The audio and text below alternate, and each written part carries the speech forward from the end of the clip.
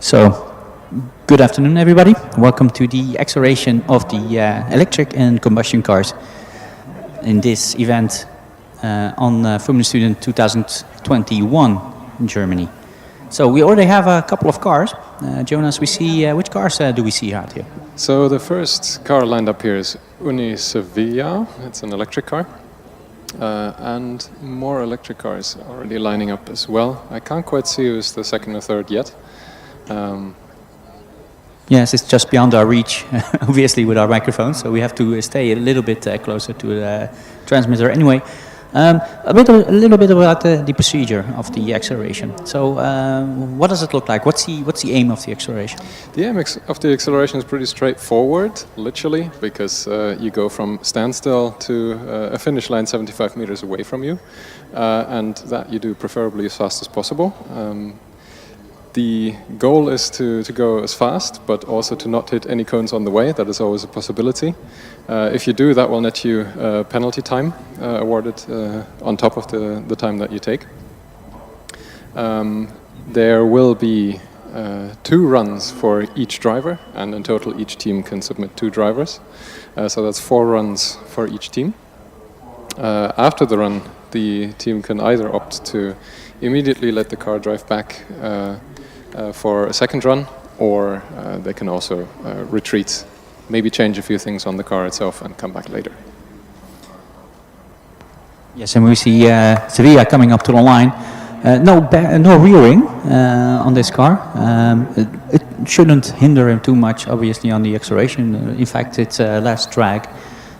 So these cars usually are traction limited first 10 to 20 meters.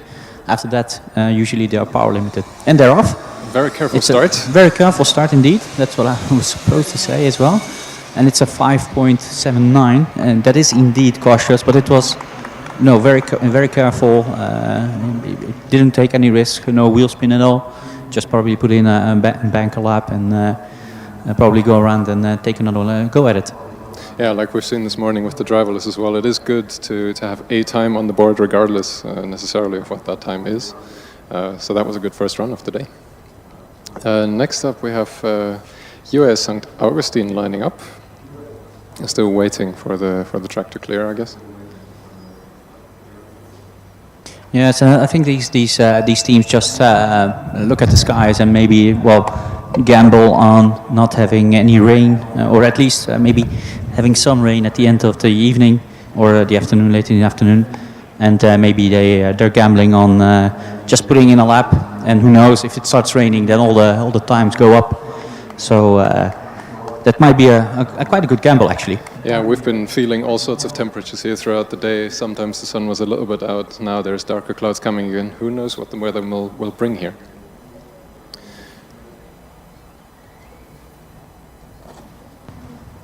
Oh, and that was a slow start. Well, something went wrong there for sure, because after that slow start, the acceleration was quite impressive. 5.55. Yeah, but that start cost him at least a second, if not more. What happened there, do you think? Something happened with the launch control?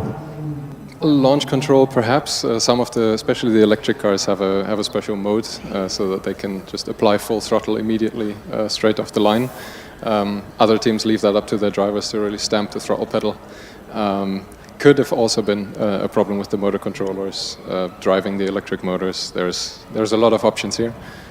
Because after the launch, it did look really good. There's enough power in there for sure to accelerate really fast and put in a good time. So let's wait for them, because I do think 2 cars are coming around again. So Sankt Augustin is having a go at it, I think.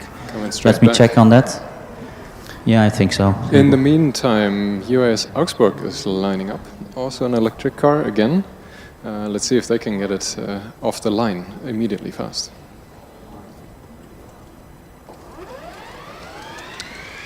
Yeah, that was a pretty good launch, and the time is already a 4.13, which is impressive, but still not as fast as we would imagine an electric car to go today. We definitely would like to see sub 4 second runs today. Yeah, I think we can realistically also expect reaching around the 3.8, 3.7 for the really fast teams. UAS Sankt Augustin is lining up for the second run of the first driver.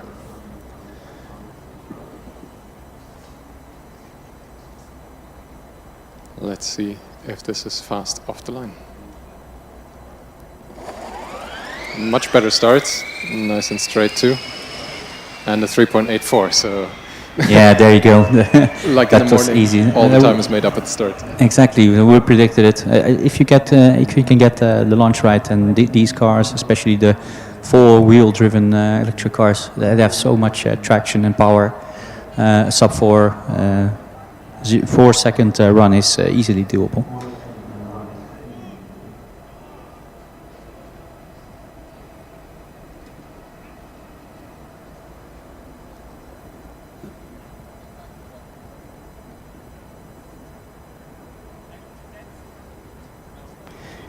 Yeah, and just looking at the second run was actually a 3.839, and the end speed at the end of the acceleration was 112.2 kilometers an hour, which is very decent. So we can actually conclude that these cars accelerate from 0 to 100 in, well, 3.7, 3.6. I think you can conclude that, but I think you can also conclude that there's still something left on the table here. I think you can, especially for electric cars, see end speeds somewhere in the region of 120. So who knows? Maybe they still have an ace up their sleeve for the second driver.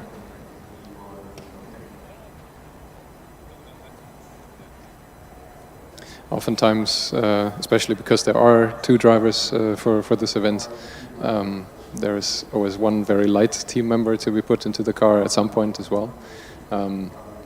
In this case, the lower driver weight just gives you an edge in terms of acceleration. That's not always the case for the other events necessarily, but here lightness is key. Yeah, definitely. You could see in previous years we saw a lot of accelerations being done by these cars, and putting a driver in 5-6 kilograms lighter already would translate into at least half a tenth of a second, 500-600 easily, without doing anything strange. Of course, it's all about consistency as well. If the cars are, are capable of doing similar runs without the driver having to do anything special, then that's the key, obviously. And the conditions of the track also change over the day. Of course, now it's lunchtime. The track might be it's not super warm out here, but it might be warmer than it will be when the sun goes completely away, or God forbid it rains. So that's also another gamble that the teams need to take. When do we go out for a run? When are the conditions the best? Yeah, definitely. And like we just felt it before, it is a little bit warmer than it was all day actually. During midday, it's logical that it is. And also, if we look at the track, then you can definitely see the lines of the tires that was put in by the driverless cars as well. There weren't many runs, so it won't affect the grip level that much, but anything helps. And we saw a very small increase in grip can already win you tenths of seconds. Yeah, grip is very important, and especially as more combustion cars make it down the track here, I think you will very quickly see some skids forming. Yeah, definitely. If there's rain approaching, or some threat of rain, or some colder temperatures, then at least I would advise every team to put in at least one banker lap, or do 2 laps with your heavier driver, and at least you have a couple of points on the board. If something happens with your car, something breaks, I don't know, something happens, then you will still have time to fix it. It's not a guarantee, but at least that would be my strategy. But so far, I think only a couple of cars, 4 cars, I think in total that we've seen. Most teams are just in the pits, chilling, maybe having some late lunch, and maybe just preparing for the best setup for the car. Yeah, so we're just under 3 hours 10, just over 3 hours 10 minutes to go for the event here. It has been a pretty slow start so far, but I think in not that much time to go, we will see much more action here on track, much more queues forming as well, especially for the normal cars. Yeah, and then our experiences as well from previous years is that a lot of teams do tend to wait until the last moment, and then everybody is in a hurry and rushing, and then sometimes one of the cars just stall on track, and then it takes a long time, and everybody's nervous, and it becomes a lot hectic and very exciting. Especially if unforeseeable things happen on track, that always costs more time than you expect. And that's one of the risks you take if you wait for too long. Then your slot might just be gone, the track might just be closed, the queue might just be too long for you to still make it. Exactly, and as you can see, but there's a lot of time for these teams to attempt at least a run. So also the white shirts organizers are not very inclined to extend the time for the acceleration. Which is, I think, very logical, because you have the time, there's nobody on the track, so you can always get in and do a couple of runs. Yeah, so this is the perfect time to go right now. I think it's dry, it's a little bit warm, so why not give it a shot? Yeah, especially here in this region of Germany, you never know. Even if it's the forecast is dry, you can always have clouds and some cooler temperatures, and even some bit of a rain, as we felt this morning.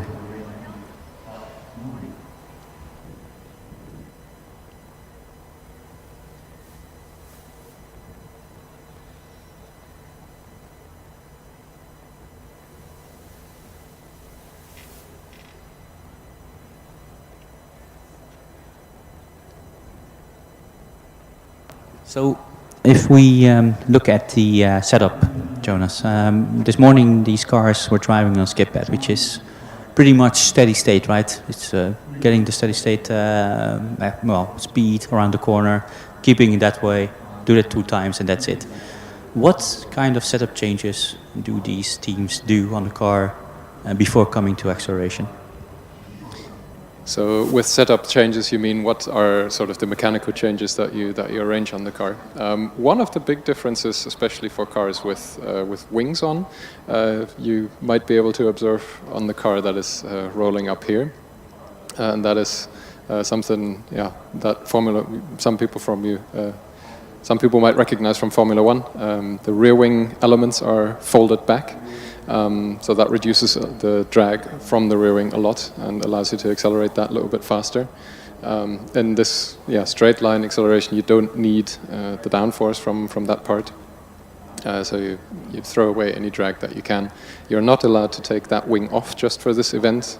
Once you put it on, you have to carry it through all of the events. So this is the one of the easiest options that the teams have available to shed a lot of drag. Yeah, and we see also some cars, at least previous years, we saw, because it's DRS, right? So it's a drag reduction system. Some of them are active, some of them are like manually closed or opened the way we see it now. But sometimes it's actually activated by the driver after the first, 5 to 10 meters. Sometimes you see the wings being put in the horizontal position and really reducing the drag, only having it for the first 10 meters. I'm not sure how much that helps for the first 10 meters to have a bit more grip, but we actually saw that a couple of years ago as well. I mean, there is different techniques for sure. You have the mechanical option of just setting it from the start.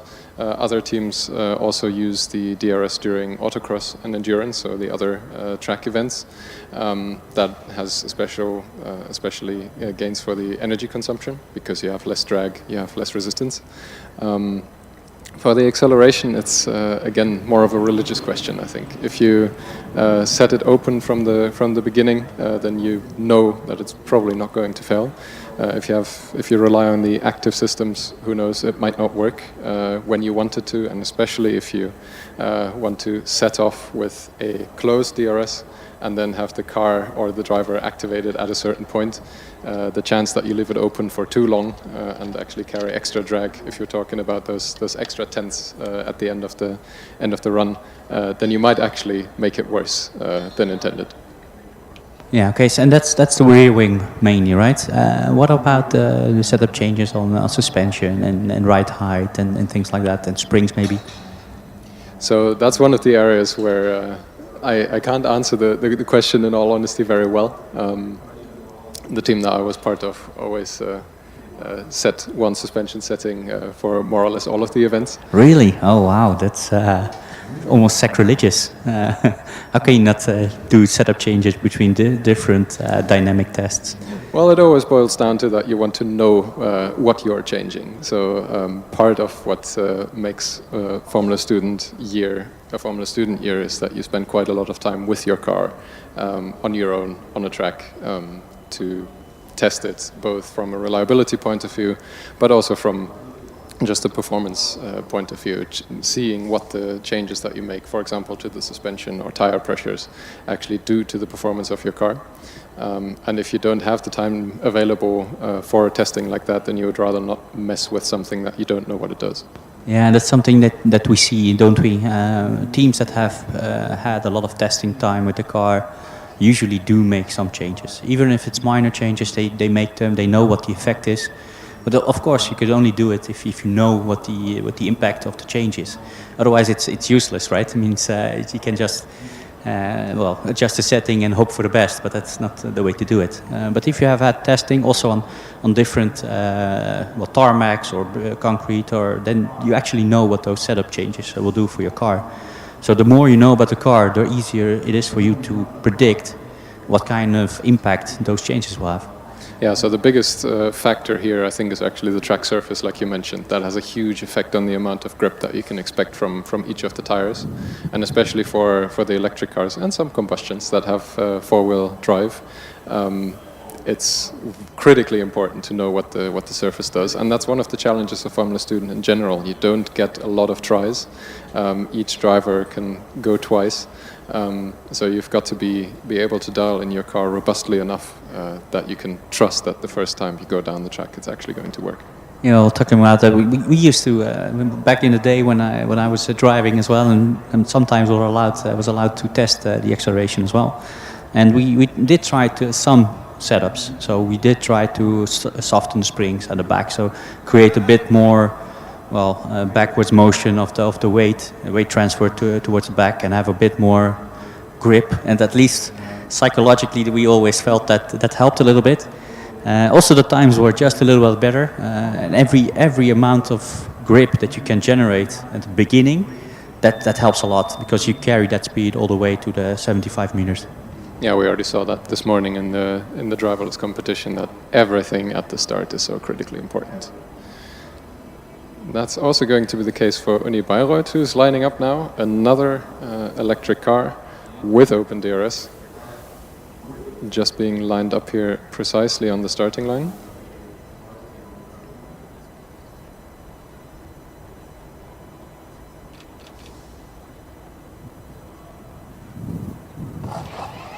Very smooth start, nice and straight. That looks fast. 3.73, that's excellent. Yeah, on the first try, it's really impressive. And you actually could see how smooth the car was getting off the line. No correction at all, almost no wheel spin.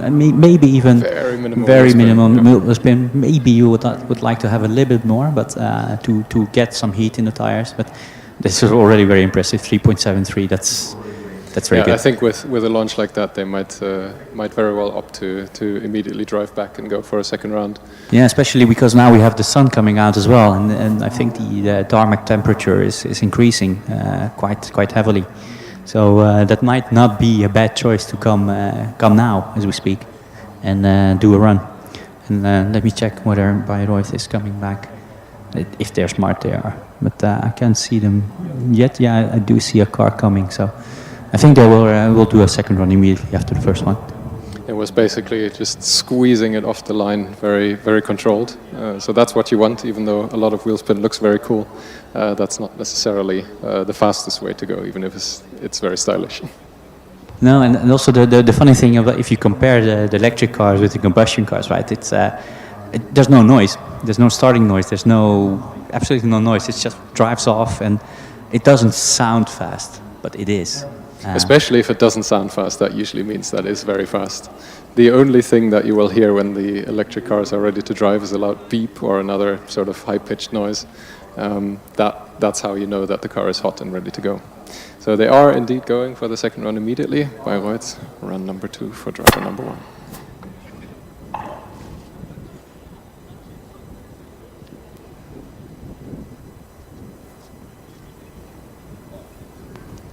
Well, something went wrong there. I'm not sure whether the beacon has been tripped. Doesn't look like the time is running just yet. No, it's not yet. It's not running yet. Whether or not that's something went wrong for sure. This is not the normal procedure. The car moved maybe 10 centimeters, no more than that. And there it goes. There it goes again. 393, and that's the 10 centimeters. That's the 10 to 15 centimeters that you lack. Just to explain, all these cars are positioned 30 centimeters behind the start line, so you get a sort of a jump start on the line. So the longer you are standing behind the line, the longer the distance to the beacon, the higher your starting speed will already be. So you get a run up to and this difference in line. 0.2 of a second, I believe that's really the 15 centimeters. Could be a very large contributor there. Just those 10 centimeters mattering. Maybe not all of it, because maybe there were some other issues as well, but this is very important. We have another queue in the car in the queue that way around. And that is Barcelona.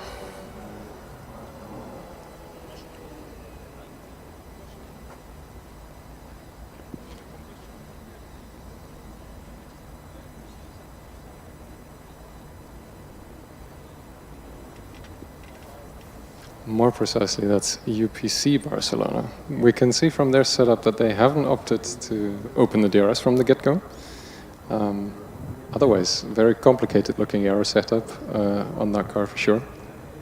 And that's something that we've seen over the years developing, especially in the last few years, especially on the electric side, but also combustion teams have put tremendous amounts of focus on the aero packages of these cars. Just like you would hear from Formula One teams, nowadays a huge part of the performance comes from being able to control the air around your car. Oh, interestingly, I'm looking at the times of Sankt Augustin and Bayreuth. Bayreuth being faster, 1/10 of a second towards Sankt Augustin, but the end speed of Bayreuth is lower than the end speed of Sankt Augustin. Sankt Augustin is at 112, like we mentioned earlier, but Bayreuth is only 98.6. So there's 14 kilometers an hour difference, but the one with the lower end speed has the best time. So what does this tell us? That's interesting. That tells me that there is room for improvement for sure. Maybe I could imagine that there might be something to be tweaked within the motor control loop. Other control systems within the car, so software-based changes for sure, to squeeze a little bit more top speed out at the end. Yeah, and it tells us that the biggest win was in the beginning of driving off the line, which Bayreuth did very well, no wheel spin at all, very, very minimal wheel spin. And even with a lower end speed, they managed to beat Sankt Augustin for now. Quite considerably as well. In so the if Sankt Augustin can get the launch control right, then they will probably have beaten the time of Sankt Augustin. So that will be interesting to watch.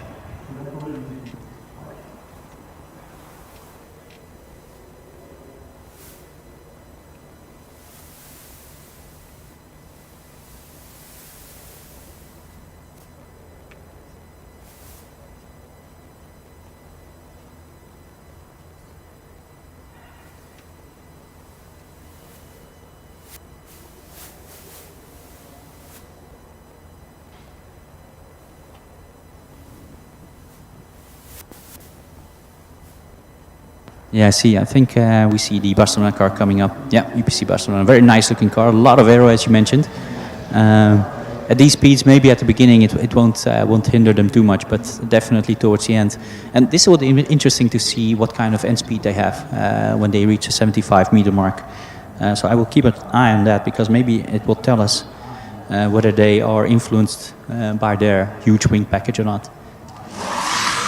Very aggressive start, lots of wheel spin from the front. And quite a twitch in the braking zone, so that might indicate some motor troubles. So actually they activated their DRS system, because when they were lining up to the line, the wing was closed. But the moment they drove off, they activated the DRS, so they didn't have any drag. And I think they only closed the wing at the end. I'm not sure whether that caused a twitch, but there was a twitch. But the driver kept it on the track, so well done. What was the time in the end? Well, I was talking a lot, so I didn't pay attention, to be honest. But it was a 3:9.7 from Barcelona, and also very fast. Sub 4 seconds is good. Yeah, sub 4 seconds is good, and also quite a high end speed, 108.5 kilometers an hour, which is very decent. I hate to say it again, but it's all in that start.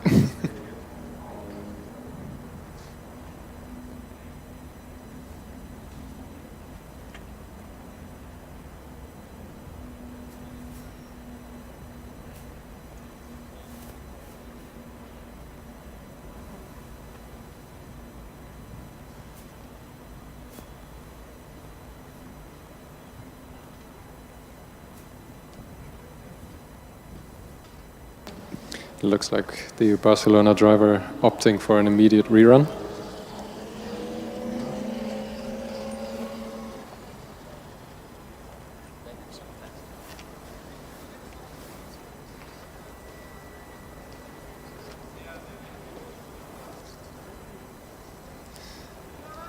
Again, the car preparing to launch. DRS is already opening automatically. Being lined up precisely. And here we go. Much more controlled run. Much more controlled braking. 3.92. Yeah, it was actually not bad, right? So it's a very decent run, second run. Very safe driving, for sure. It can also mean that that the team is just collecting some information on the track, what kind of group levels are available, so that you can make some more tweaks once the second driver gets to sit in the car.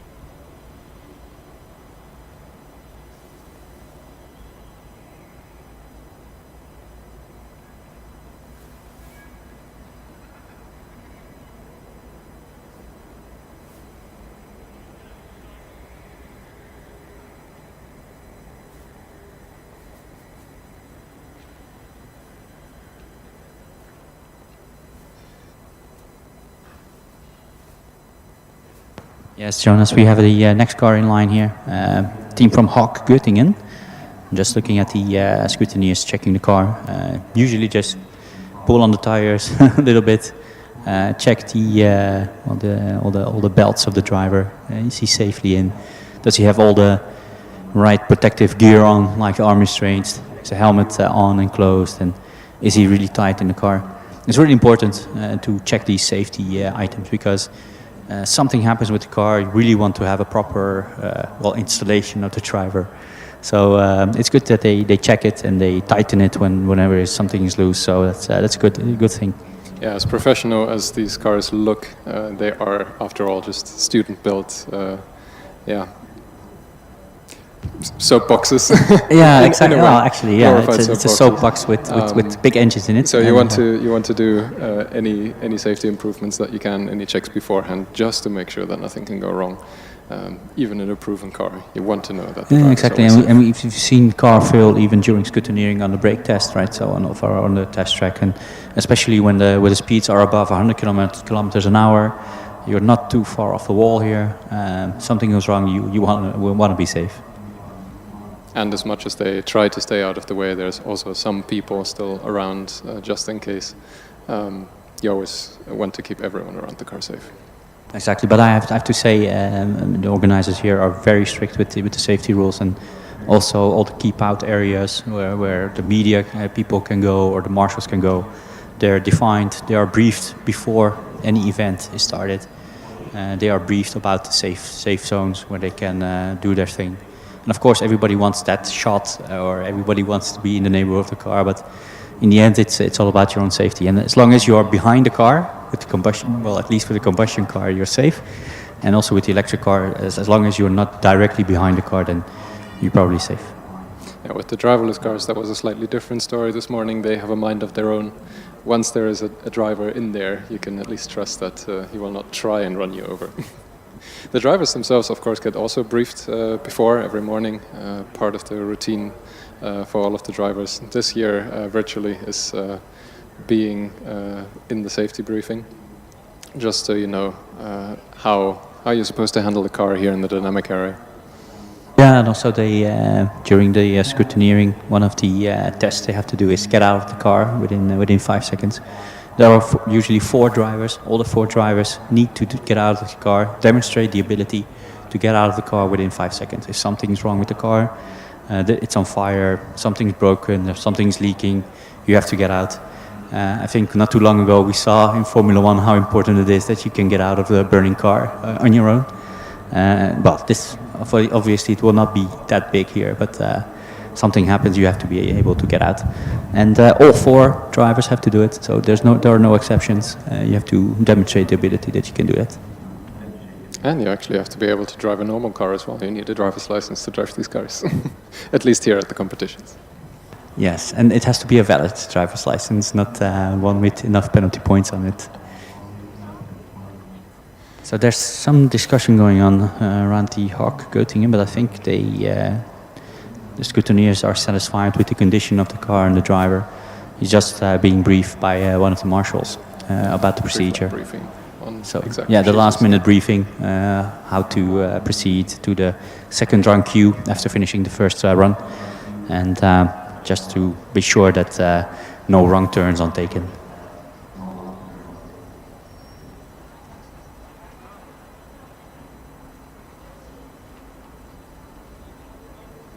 So we see now that above the driver's head there's a red light flashing. That always indicates to us that the electric system is hot, that the car could potentially start driving at any moment.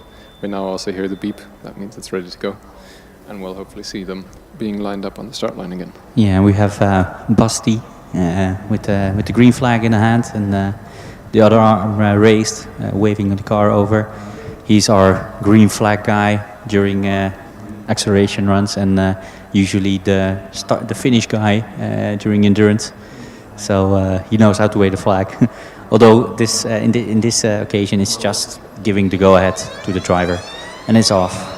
Also a very smooth start, a bit conservative in terms of speed, but 4.67, that's surely not a bad time. 1 in the bag for the team for sure.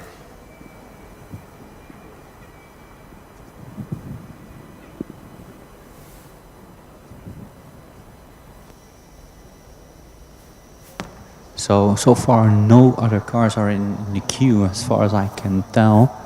I will just take a peek whether the HAWK Göttingen car is coming back or not. They're probably not around. There they come around the corner. I don't see a lot of movement in the queue yet. So for now, this might be one of the last cars to run, at least for now. And let's just hope, because it is warm. If I look around, I feel it around, and it is getting warm. So it's actually quite a good time to put in a couple of runs. Yeah, especially if there is no queue at all. This is the perfect time to go. Track is heating up more and more, but who knows what the next cloud behind the horizon brings. There is always possibility for anything out here.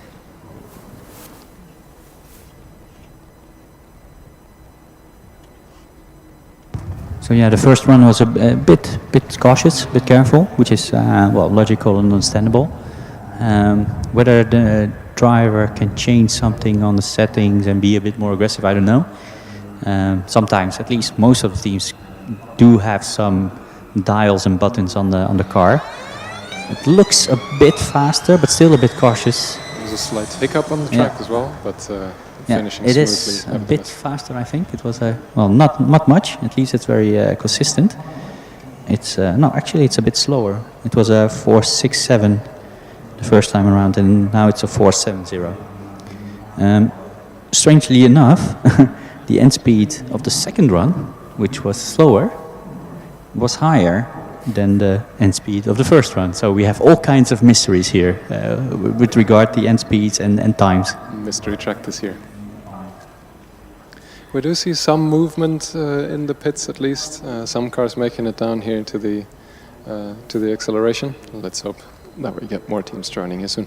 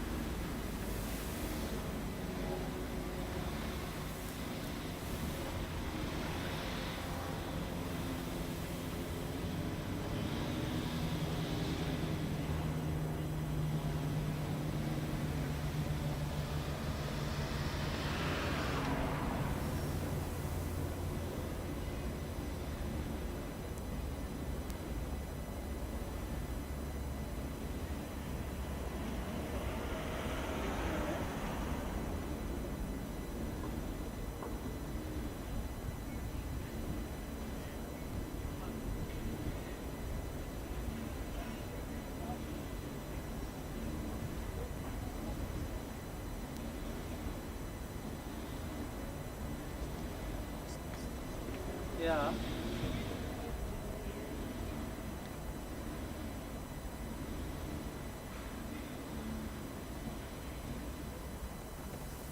Ich bin unterwegs.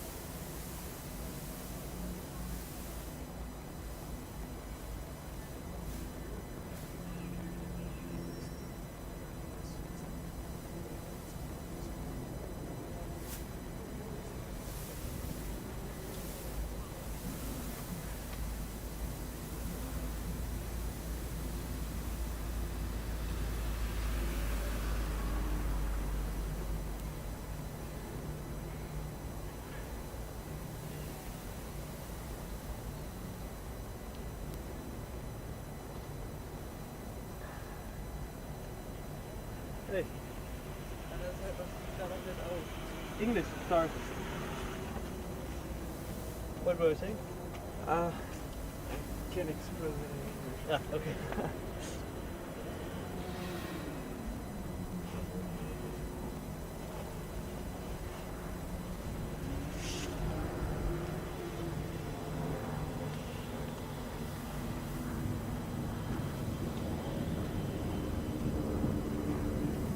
Jakob, schau dir das Bild bitte mal an.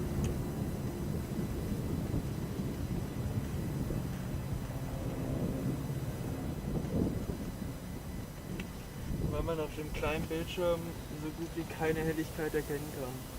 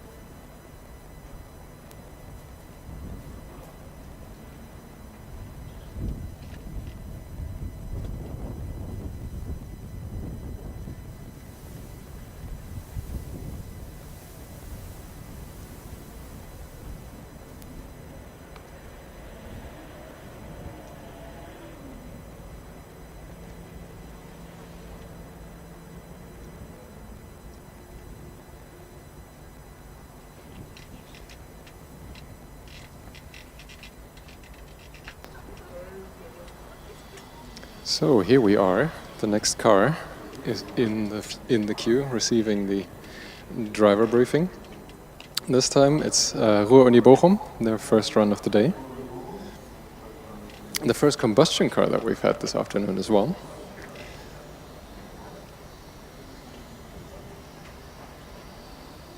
Yeah, we could just see one of the scooties getting in behind the wing, under the wing, checking well, at least the rear of the car where the drivetrain, powertrain is situated. Probably just a visual check to see whether something is leaking or something is broken. Nothing major, it's just a routine check. Last instructions for the driver before it can go up to Basti, to our Fun with Flags guy.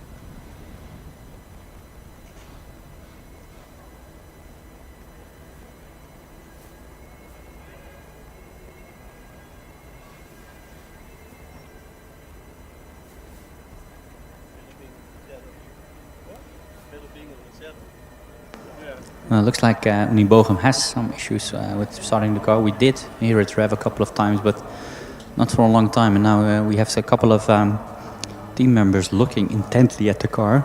Actually, one of the men staring at cars. Let's see whether we can get a bit closer. And well, it seems that the issues have been solved. At least we hear the driver trying to start the car. It is revving, at least the starter motor is revving. Now the main engine is started as well.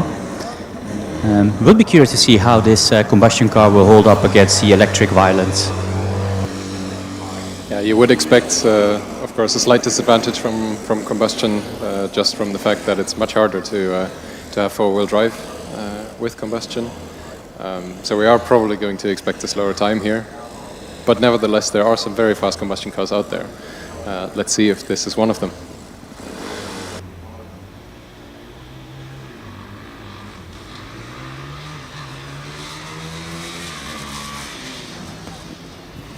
That's a cautious getaway. No wheel spin at all, 5.1. Not sure whether it was just being cautious or just wasn't there. It didn't drop the clutch, for sure. Yeah, very cautious, but safe drive for sure. It's always good to know that there is a time on the board, that you are at least securing some amount of points for the team, and yeah, maybe with the second run they can go a bit more aggressive. Yeah, and to be fair, we can't really compare combustion cars with electric cars. So just we mentioned everything. Any time below the 4-second mark is a really good one for a combustion car, whereas well, electric cars, it's more of a norm of the standard these couple of years, and the 4-second magical barrier is always very hard to break for a combustion car.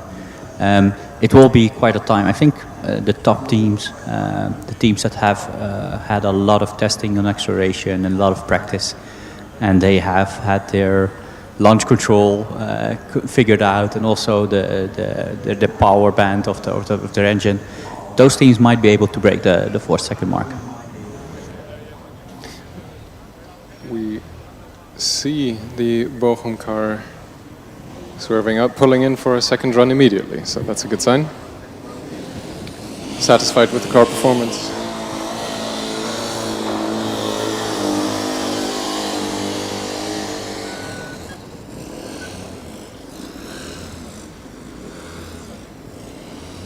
It does sound a little bit raw, but I think a lot of these combustion cars sound a bit raw. It's fine. Again, a very cautious getaway. No wheel spin at all. I think that's exactly the same time as the first run. Yeah. At least they're very consistent.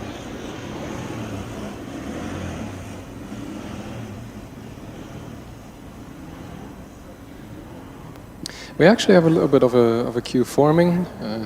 2 cars makes a crowd. Dresden is up next, and behind them, TU München is lining up. Well, we do expect a lot of these teams, right? These are arguably the top teams in Europe when it comes to acceleration, and especially Dresden. They put in a couple of very good performances in the past years. It's no guarantee, obviously, but the car looks amazing again, and I think we might see a very, very good time here.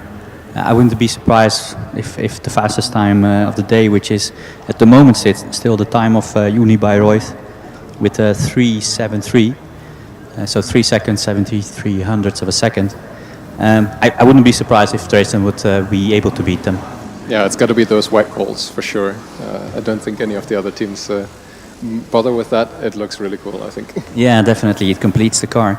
And just looking at the Bochum time, so their second run was actually just a bit slower, only 2 thousandths of a second, slower than the first one. But the end speed was again a bit higher. So there's all kinds of mysteries here. But I think it has to do with the start again, as we always. Yeah, as much as the acceleration event is for peak acceleration testing, there is of course a change over time as you progress down the track in terms of the acceleration that especially the combustion engine can deliver. Yeah, definitely, and a lot of the acceleration is nowhere near linear, right? I mean, at the beginning it's much more higher acceleration curve than towards the end. So I would actually be very interested to see a graph of one of these runs, how that exactly looked like towards acceleration. Not so much at speed, but the acceleration curve. Especially being able to compare different cars with that would then be especially interesting. Just looking at a raw data acquisition file like that with all the information from the whole car, depending on which car you look at, is going to be extremely confusing. Yeah, exactly. If you take into account temperature, tire temperature, tarmac temperature, ambient temperature, I don't know, setup changes that you might have on the car, especially if you compare different cars with different setups, that would be very interesting. But I don't think a lot of teams exchange that kind of information. Yeah, it's definitely one of the more critical tools that you're going to want to have your car be able to do once you're really pushing for performance testing. Also just to see if anything goes wrong. Usually the car is also able to record that. Especially important for the electric cars if there's any problems in the accumulator, in the motor controllers, and any of the other systems, to be able to pinpoint what is actually going wrong. So yeah, when we talked about data acquisition, how important is data acquisition, data logging, and interpretation on these kind of cars? It's critically important at pretty much any stage. You want to look at, on one side, the reliability of your car, knowing that once you line up here on an event like this, that the car will do at least something, and you also want to push to test for the maximum performance that you can achieve with your car. So you look at slightly different aspects in those phases, but in general, being able to know that, oh, the car stopped, well, you want to know why. There could be a million reasons. The more complex the cars get, the more difficult it is to look at it and see what's wrong with it. So you really need to be able to take quite a deep look at the innards of the car, especially from a software point of view. Yeah, and we see on any part of motorsport, in any field, you see how important data logging and acquisition is. The more you can do it, and the more you can interpret it, the more you know your car, and the more you can get the maximum out of it, right? Absolutely. Let's hope that Dresden can get the maximum out of their car now. They are lining up at the start line. So the time to beat for Dresden, let's put up the stakes a little bit. It's 3.729. So that's a target for them, but I do believe they will be able to beat that. Historically, we might be looking at a very fast run. Exactly. Yeah.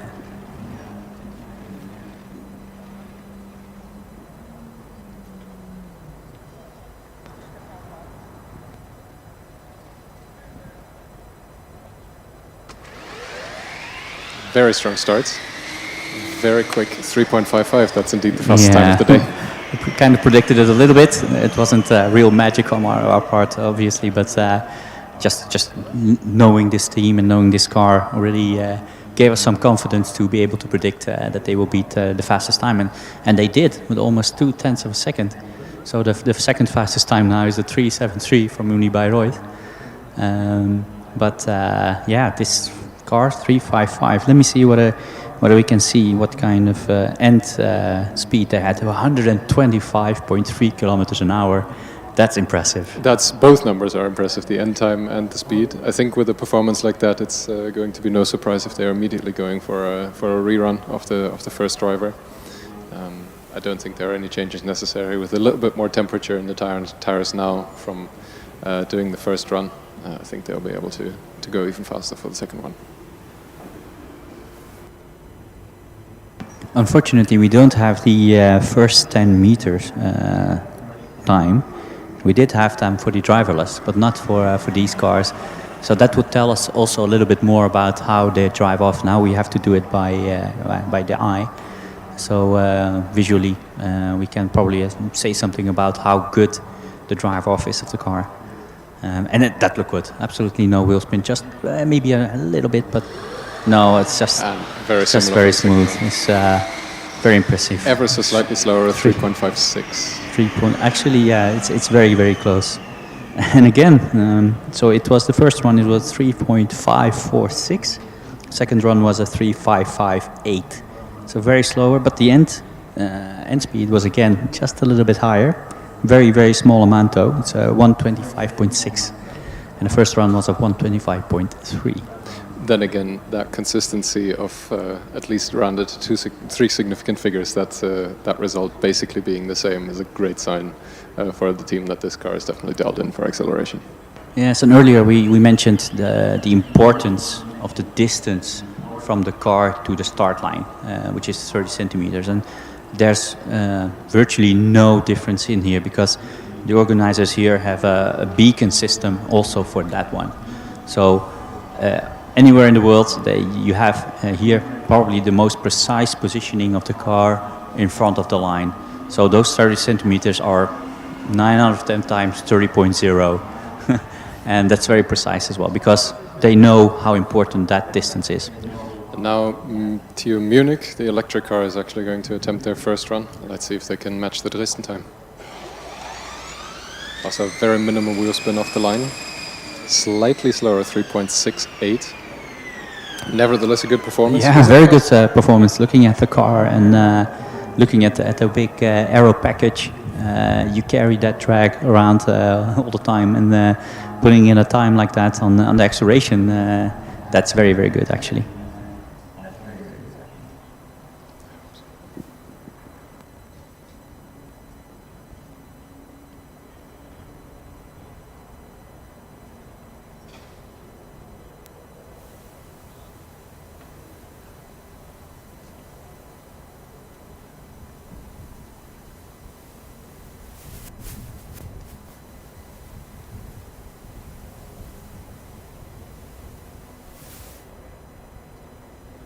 Well, and thanks to one of our IT timekeeping guys, Tristan, we also got the 10-meter times now.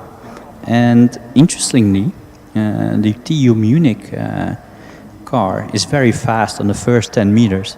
So their second lap was 1.11 on the first 10 meters. If you compare that to Dresden, it's a 1.12. And 1.13, so they were actually faster on the first 10 meters than the Dresden car, but lost it after that. So that means that something with the power and the drag maybe of the big wings. I wouldn't be surprised. I don't think I saw the DRS being opened for them, so that could indeed be just that the initial acceleration off the line is very good for them, but then they're losing out towards the higher speeds. You start seeing a lot more drag. Perhaps they can still mechanically open them. Yeah, I'm not sure, but it was closed indeed. And if you also look at the time, it's not a big difference. It's only a bit more than 1/10 of a second. But they were faster on the first 10 meters. That's actually quite interesting. Now lining up for the immediate rerun. The lovely guy with the green flag, of course, gets basically what looks like a traffic light so that he can see that the car is exactly lined up from the correct distance from the start line. And we're off even less wheel spin than on the first run. Nevertheless, a little bit slower. Yeah, and if we look at the end speeds, if we let's compare Dresden with Munich, then we see the end speed of Dresden is huge, 125 kilometers an hour. Munich only manages 98 kilometers an hour. So they definitely lose out on the latter part of the acceleration. Yeah, that can't be just aero, I can imagine. There must be other reasons for that as well. Next car is the electric Prague. Also very aggressive launch. Relatively quick time, 3.79. But I think you can easily tweak some things for your start. And yeah, because the driver did have to correct a little bit. The car pulled a little bit to the right, and the driver had to correct something. That always costs time. So looking at that and having a time well below the 4 seconds, 3.79, that means that there's a lot of potential in that car. Yeah, one of the key elements is lining up as straight as possible, lining up as precisely as possible, and that will net you a faster time. Even those little things can make a huge difference, especially once you're talking the top of the competition. Yeah, but any small, let's say setup deviation between left and right on the car will cause a little bit of a pull to one side, either left or right, when you have a lot of wheel spin, because there's a sort of an imbalance in the car, and even if it's very small, you will have to correct a little bit, and that means you're positioning your tires a little bit with an angle towards the driving direction. So that will cause a little bit of friction. You have to correct it, and that will cost you time. Definitely. You have to overcome that friction with by spending more time. Exactly. Next up in the queue here, as Munich leaves the dynamic area, we have Karlsruhe, the driver Karlsruhe car. Prague also not opting for a second run immediately, so it looks like they want to maybe take a look at setup, software settings. Obviously, the team or the driver or both not really happy with the setup of the car, and driver probably selected. Well, there's more I can take out of it if we manage to do some adjustment on the car. Yeah, for the moment that is still a valid strategy. The queue is filling up a little bit, but it's not getting too busy just yet. We are under the 2-hour mark remaining in this event already, so the sun has also receded, so the track is going to be cooling down a little bit again. All those little things can make the difference. Yeah, definitely. But on the other hand, a lot more teams have run now. They are cleaning the track. They're a bit of Staubsauger, as we taught one of our colleagues, Austin, to pronounce today. And now, if I look at the KIT car, car number 21, that looks really amazing, doesn't it? It's, the black car with the yellow striping on it. It's very compact, very nice-looking car. A lot of attention to details. What are they? Like you said, these are complex machines, and there's a lot of variables. And even the teams that have built the car don't actually know what the car is doing all the time. So wouldn't be surprised if that's the case every now and then.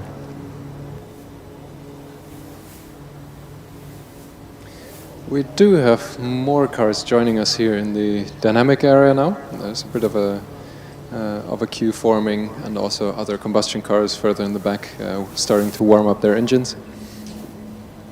Yeah, we have a couple of very interesting teams. We have Green Team Stuttgart, we have Zürich, we have Ingolstadt, and we have Uni Ulmenau as well. If I saw that correctly, anyway. No, sorry, it's Lisbon. I didn't see it correctly. So it's Uni Lisbon from Portugal, Zürich car from Switzerland, Green Team Stuttgart, and Ingolstadt, waiting to get a go. Most notably all electric cars. We haven't seen a whole lot of combustion cars yet.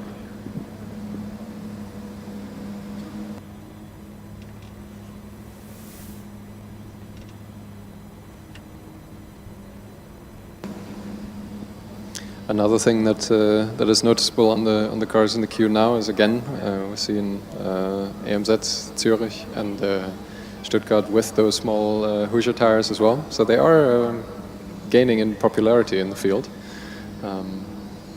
whereas other cars like Lisboa, that is now at the front of the queue, for example, are driving on Continental tires. And we've also seen those everywhere in the field. The choice of tire affects the car design overall quite a lot. So it's not like you can just switch manufacturers willy-nilly. You really design the whole car around the part that touches the ground. Yeah, definitely. And also, once you have chosen the tires and presented them to scrutineering, that's the tires you drive on. They are marked. You cannot just exchange tires. Every time you exchange them, you have to present them to scrutineering. As well, guys, come out here. The water is warm. Let's come and play.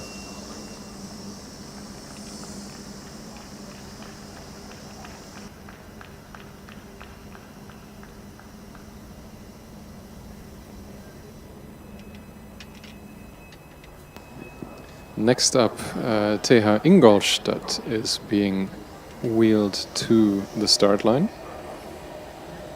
I think this is their first pass, if I'm not mistaken. Yes, definitely. They came from the first driver queue as well. We have two queues for people watching at home. First driver and second driver. Ingolstadt off to a good start, but not really accelerating as fast as we would hope. Smooth and safe. Smooth and safe, yeah. 5.3 is 5.3. And here we have the Stuttgart.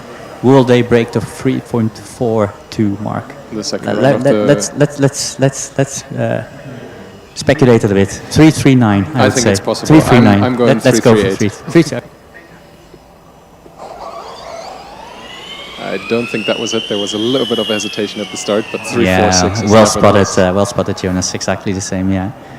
Just a little bit of hesitation, and that cost him about 5 hundredths of a second. But it's still impressive that even with a stumble at the start, you can still beat the Definitely, yeah, that's very it's amazing. The heat is on. I'm going to call you Eagle-Eyed Jonas from now on, because you spotted that very well. It's a very long nickname, but sure. I also spot with my eagle eyes that the electric and driverless combined TU Darmstadt car is lining up here. So this is one of the few cars in this year's field that actually has driverless sensors on board and is participating in the driver events as well. Yeah, that's yeah. So maybe we should elaborate a little bit about that.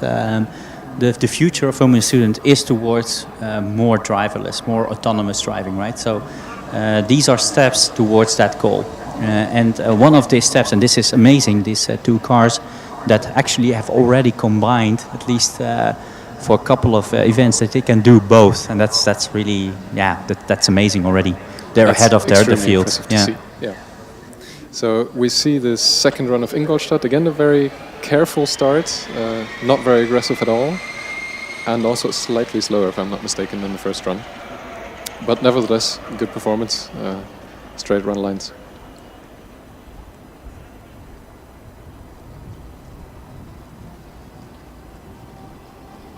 And now the driverless and normal combined TU Darmstadt. Actually they were 500ths of a second slower and almost 10 kilometers an hour slower at the end. So that would explain a little bit at the time. And TU Darmstadt, let's see what they can do. Again, a very careful start, then a lot more aggression from the driver down the line. Yeah, he almost completely lost it. Right? He went really sideways. That was 45 degrees or something. Very well held also by the driver. Not sure whether it's probably not his fault. It looked maybe that one of the motors at the back maybe gave some issues. I don't know. Again, we're speculating a little bit, but that's how it looked like, because that's not a normal pull to the side. Exactly. So very well held by the driver in this case. And we have seen in the past drivers or cars ending up in the wall. So spinning out of control. Spinning out of control, ending up in the wall. So since we are on the well pit held, straight that's here, well done. There is walls away, but not super far away. There have been much worse incidents. Now we have the Ruhr Uni Bochum car start. Much more careful, Very slow off the line. Again, a little stumble halfway down the track. Who knows what's going wrong there? Yeah, and a lot slower as well. 5.8, so that's 0.8 of a second slower than the first time. But that has to do everything to do with that stumble. Although the end time and speed isn't that even faster, but still they were a lot slower in the end. Yeah.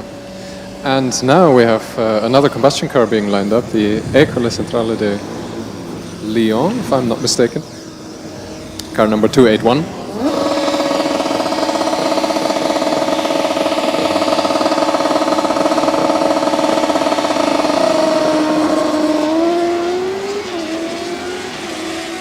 Took quite some time to set off, but for the combustion cars, 4.24, that's not a bad time.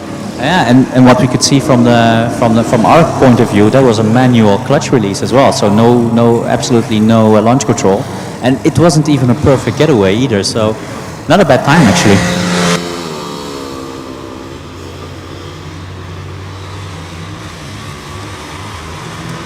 And also the last run for Ruhr Uni Bochum, 5.01 seconds.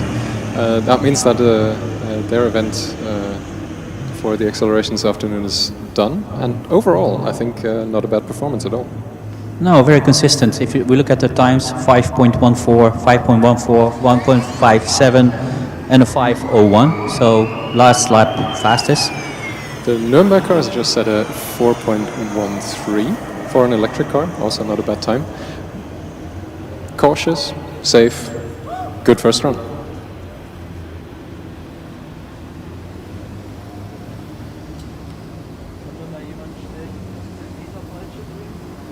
And we have returning for a second run immediately, Lyon. They made a lot of noise on the start line. Let's see if they can translate that into a better run this time. Yeah, I think the strategy is just put it in the rev limiter and then just play with the clutch. He didn't drop the clutch actually. You can actually see the right hand of the driver going forward to release the clutch. Just watch it now.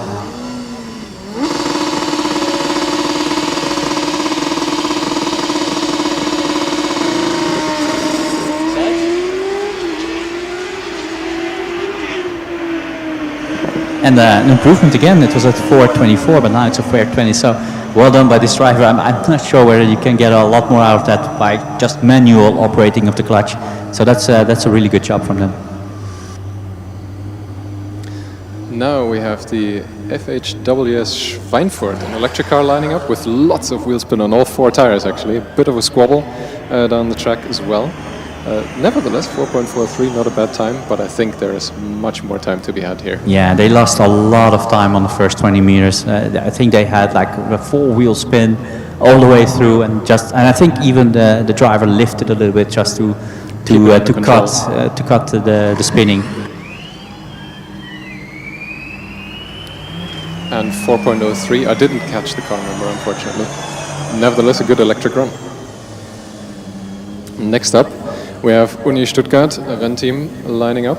This is one of the older combustion teams. Can also see the DRS flap being a little bit nervous for this run at the back. Vibrating up and down. Lots of noise, 4.28, not a bad time. But I think you would expect more. Yeah, this was just a classic drop the clutch, put it in the revs and put it in the rev limiter, drop the clutch and let's go. And it was a lot of wheel spin, way too much wheel spin. So whether or not maybe this was a strategy to warm up the rear tires, which we sometimes also see them do, especially this team, Stuttgart. Usually they know what they're doing, so I expect a little bit more from them. But looking at the car and how it accelerated, I don't know whether they can beat the 4-second mark. Yeah, I doubt it. Let's see if Schweinfurt can beat their previous time. Much more controlled getaway, much smoother. No squabbles down the track, 4.37. Good run.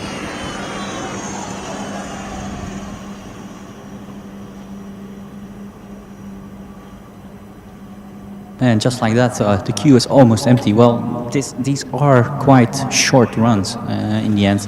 If you compare it with skip pad, which takes at least 25-26 seconds per run, this event takes 5 seconds per run. So it's a lot faster. So the amount of cars that we can put through the queue and then through the acceleration event is a lot higher than on a skip pad. So especially if everything goes as expected. Exactly, and no stalls. So far, also very limited amount of stalls as well. Stuttgart now lining up for their second run of the day. Actually, I'm looking at the driver positioned the car on the left side of the track.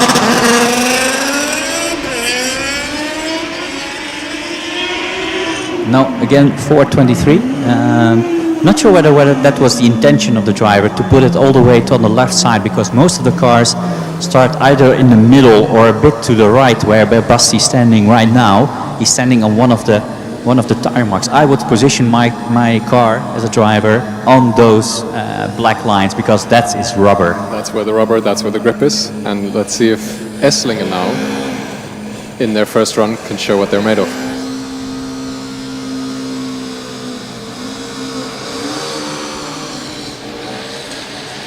Wheel spin for 10 meters and also translates into and a bit time. more as well. Esslingen, let's not forget, they're defending champion from 2 years ago from the combustion. I think they are indeed. Yeah, they are indeed. So a lot riding on. There's a lot on stake for them. So they really want to do better than this, because otherwise they will lose a lot of points in the defense of their championship. There is a lot on the line, but there are also quite a few other events still to go. So you want to perform well in all of them, of course. Yeah, definitely. But looking at the level of competition and how well these cars can perform, you need to score maximum points on all the events, as much as you can get out of the car. And I'm pretty sure there's a lot more in that car.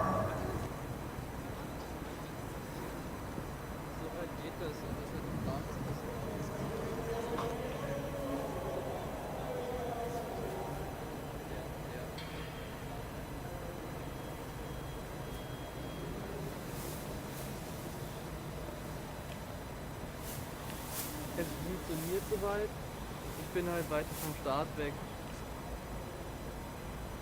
And just to provide a little bit more information about the procedure, every time a car finishes their second run and elects to go out to the exit, they are well subjected to a post-apocalyptic scrutiny inspection.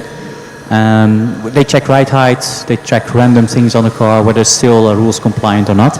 Let's take a look at UAS Esslingen. We really want to see a better time from them.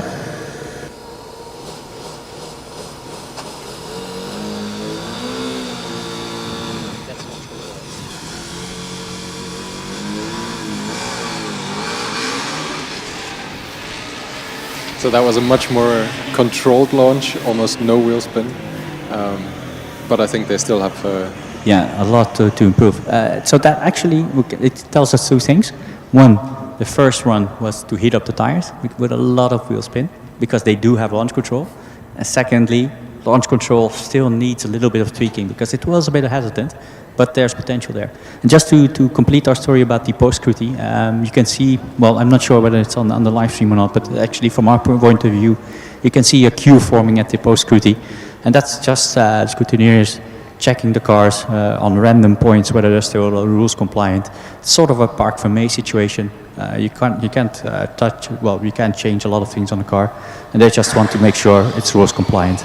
Let's hope Amberg Weiden was rules compliant for this run. 3.82. That's not a bad time for an electric car. That's actually a very good time. I mean, no, it's not a 3.4 from Stuttgart, but it's a 3.8. It's a very decent time, and I think it's the first run, right? So yeah, definitely. Already well below the 4-second mark is impressive. I'm pretty sure they can get some heat in the tires and post in a better lap time. Although I have to say, a lot of these cars that have run until now, their second run wasn't always faster. It has been slower in quite a few cases, yeah. And whether that's to do with heat in the car, no heat in the tires, it can be a lot of different factors that yeah, can or cause. just pushing too hard, or wanting too much out of the car, or being a bit too much too aggressive and have a lot of wheel spin. A lot of things can happen. The queue is moving forward again, and car number 321, Stralsund, is being given the driver briefing. Meanwhile, I feel like the weather is cooling down a little bit, so the sun is gone again. I think we're losing a little bit of track temperature. And of course also time. Time is always ticking. At 16:30 the queues will close. And we have seen quite a few cars, but there are also quite a few cars still missing. Yeah, I think a lot of teams are gambling on the track being cleaned by these cars. They might have a point, they might not have a point. They're gamblers maybe. They just want to look the cat out of the tree, as we say in the Netherlands. Anyway, only 3-4 cars in queue. A couple of more lining up, or at least doing some setup changes on the car just behind them. So there will be some action going on, but it's not as well busy as earlier on the skip pad. Yeah, that's for sure. We do see on the track already one thing that we mentioned before, the black stripes right where Basti is standing are getting blacker and blacker. So that's one of the things that the teams are also waiting for, not just cleaning the track of little gravel, little stones, little dust, but also putting rubber down. That's yeah, interestingly enough, that's the two lines that you're referring to where Basti is standing. That's only a couple of cars actually made use of that. A lot of those cars actually position themselves in the middle of the track. So which is and these black lines were put there first by the driverless cars, And let's remind ourselves that track was a lot narrower than this one. So it is a bit offset to the right, but if it's there, just use it, I would say. Yeah, for the very eagle-eyed viewers, you can see the dots where the cones used to be for the narrow driverless track this morning. And Stralsund also not opting to line up on the rubber, but to line up centered on the track. Yeah, which I mean, in time there will be also a very good line there as well. So a lot of rubber as well. We don't have to worry about it, and it's not going to help like with 1/10 or 2/10 of a second, but every hundredth of a second counts in terms of points.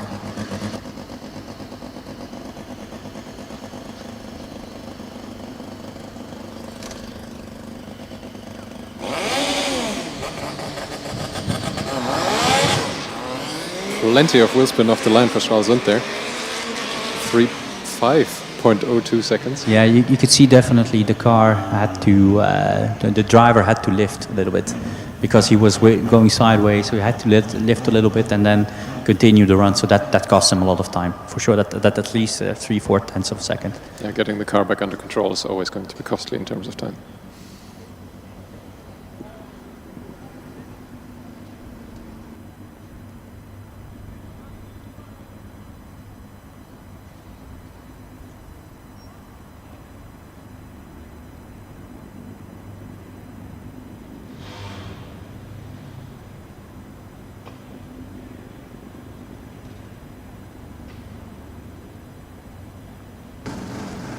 So we have the Heilbronn car coming up, UAS Heilbronn, car number 239.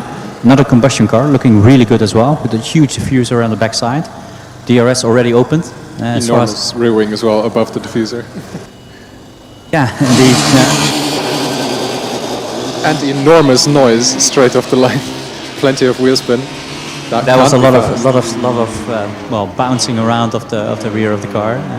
You could actually see the car bouncing because of the rear tires. A lot of wheel spin. So I don't know, that was drop the clutch, I guess. So just rev it and drop the clutch. That's the easiest way to do it. And straight afterwards we have Uni Sevilla, car number 51, lining up for their second driver first run. Cautious starts. Clock keeps running until 5.77 seconds.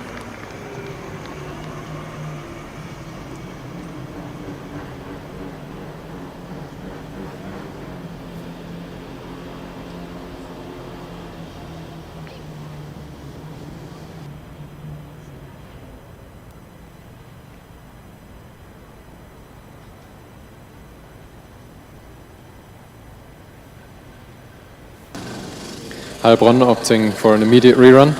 Let's see if they can eliminate the shaking this time. Yeah, that has something to do with how the springs are adjusted, because you can actually see that the springs working and the tires working on the car. So let's see whether they can eliminate that, because that costs some time. Every time they do that, then there's no contact between the tire and or at least very limited amount of contact between the tire and the tarmac. It was a bit better getting off the line. Still not just perfect. A little bit better. But a faster time, 4.96. Fine. We could actually see it, so I'm eagle-eyed too as well now.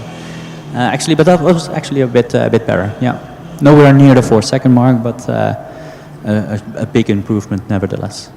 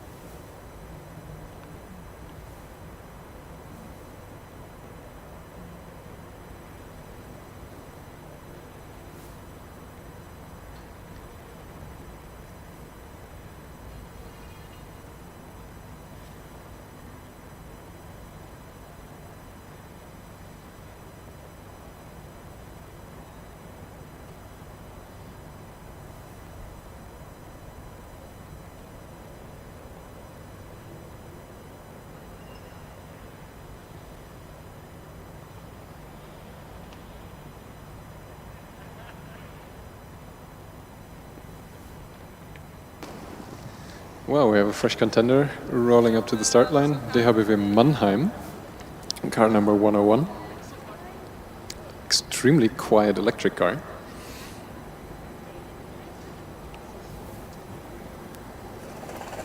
Also with a very quiet start. A bit of a hesitation from the driver as the car drove down the track. That's also reflected in the time 5.36. Yeah, that looked a bit weird, right? I mean, it's almost like, but it was electric, so it couldn't have stalled. But I don't believe the driver lifted. No way. So that's something in the system that made him hesitate a little bit. Could be.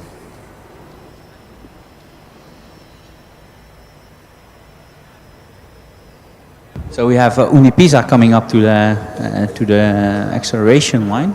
Whether the previous car will do a second run, I think they will let Pisa go earlier. Yeah, this was one of the last cars on the skip pad just a couple of hours ago, or not even a couple of hours ago. And we also saw them practice in the test yeah, track. And I think they actually, I'm not sure whether this was the car that spun in the skip pad in the end, but I'm not sure. But anyway, they're here for the acceleration already. The DRS is open. Nice colors on the exhaust manifold, and a lot of noise, combustion. Here we go.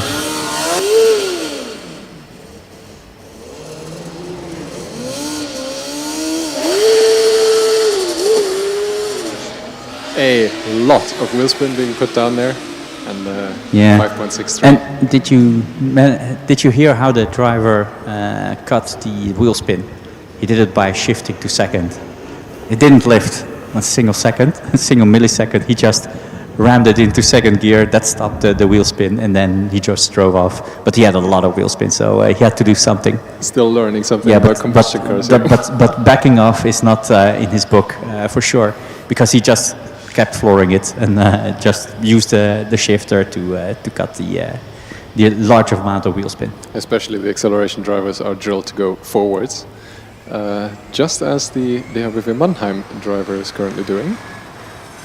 I think that's a little bit faster than the first run, 5.05, but a very cautious start yet again.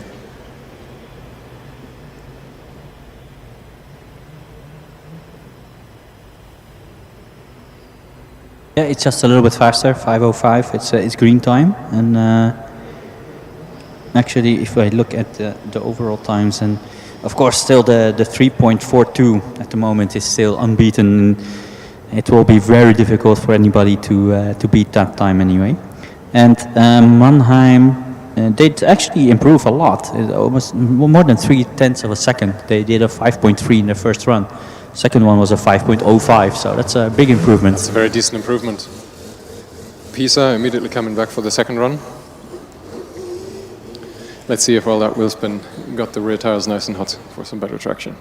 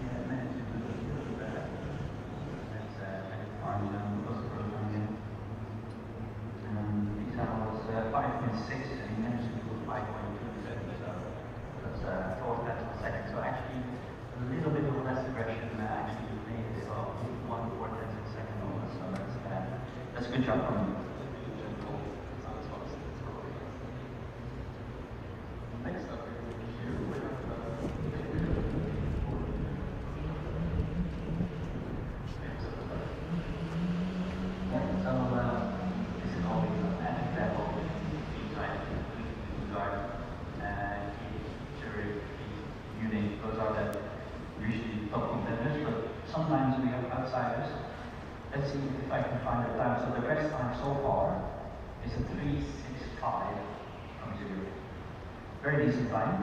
they did improve a lot between the first and the second run. Maybe just they have a lighter driver or maybe a better setup or something like that. If they can, well, magically pull a rabbit out of that. Like the also particularly green team Stuttgart team.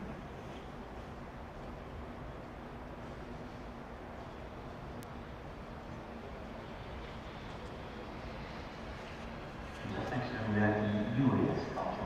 So we have two outdoor teams obviously, making it a bit warm with drivers. But we have the UAS outdoor team. That is cool, but also very nice looking car. All black. Like accents on it.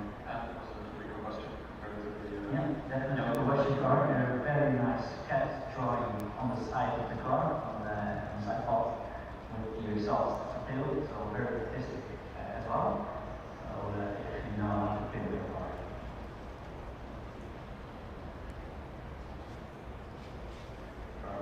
Cars now making the final sort of one of those again. Just breathing on proceedings. Still positively with the car.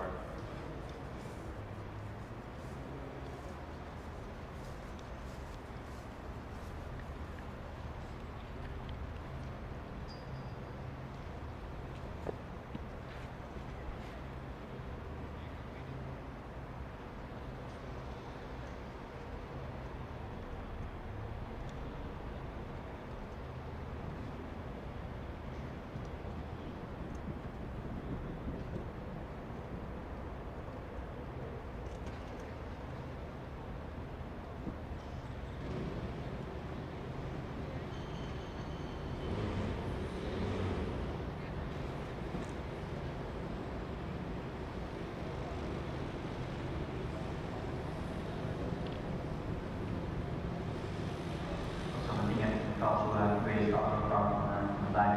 We do see a lot of these cars having fans on that for cooling or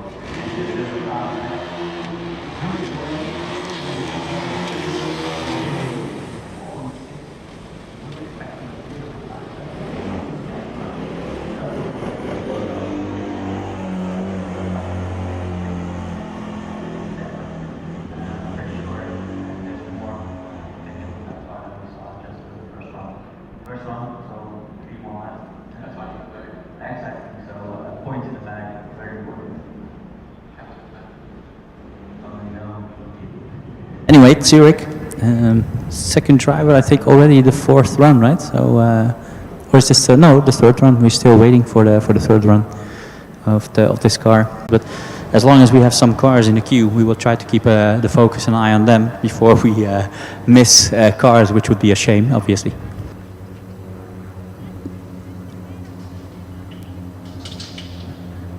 Actually, another very interesting car in the first driver queue on the left is now another combination driverless and driver events. This is the TU Hamburg car, number 878. All the 800 cars are part of this class.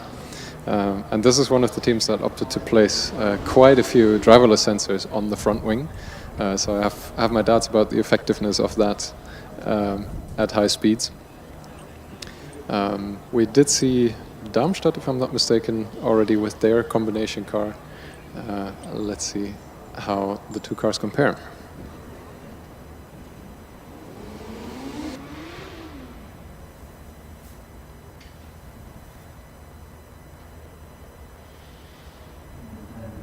Let's Scrutineer is still looking at the Zurich car, but I think they are given the go-ahead. So they got a proper inspection just before their run.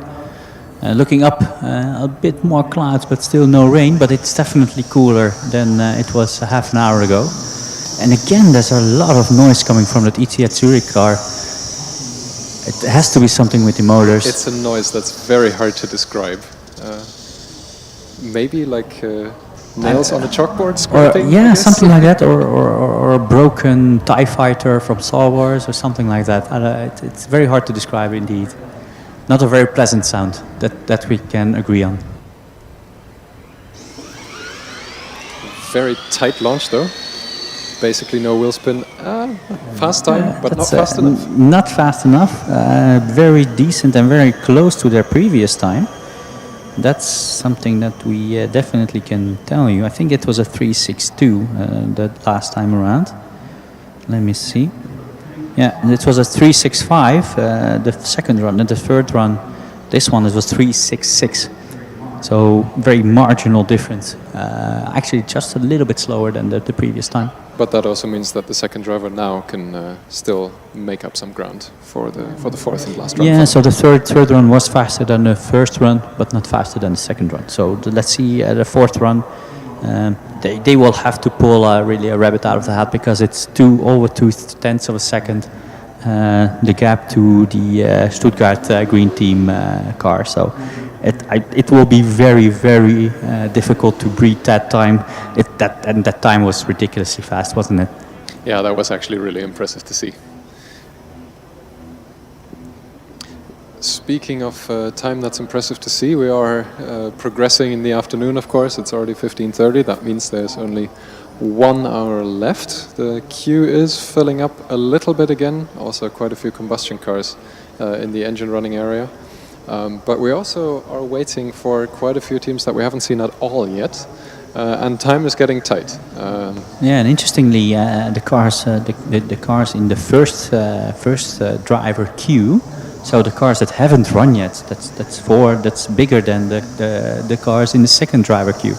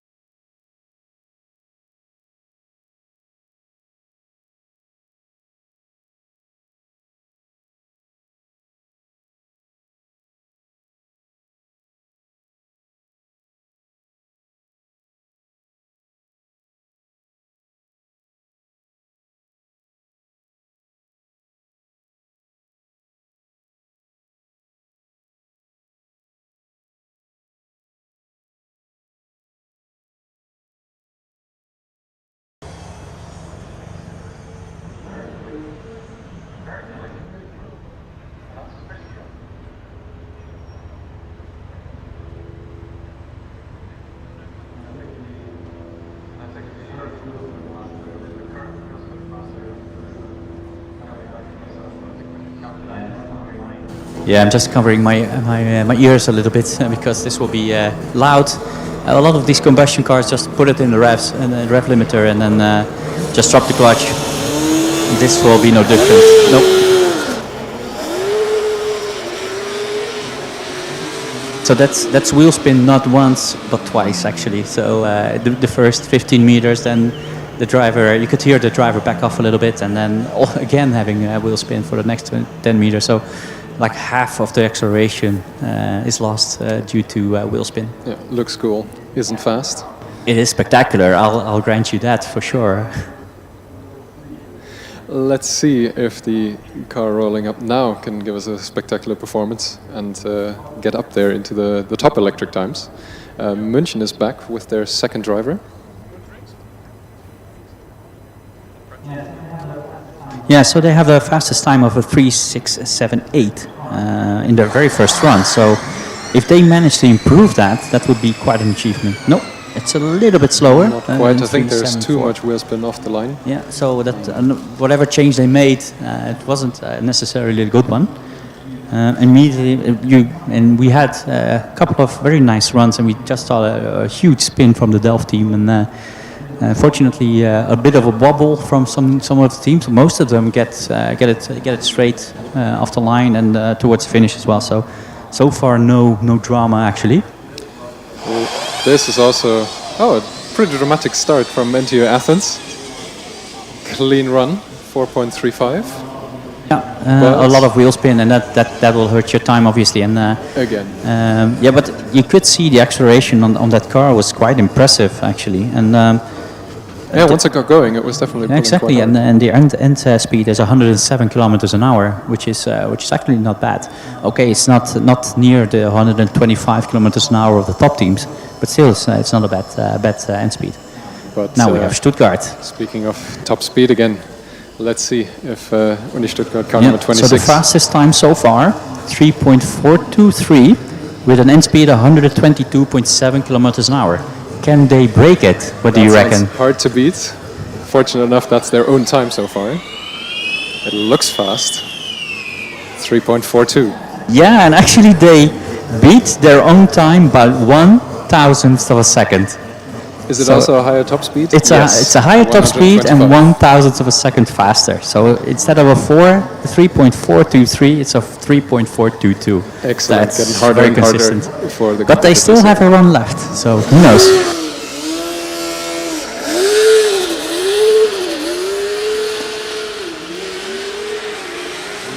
I think Uni Pisa delivering the longest wheel spin. Definitely. So yet again. Arguably the longest wheel spin of the competition. I think we should enter them in a drift competition because that's really spectacular. Sounds like that's where they belong for sure.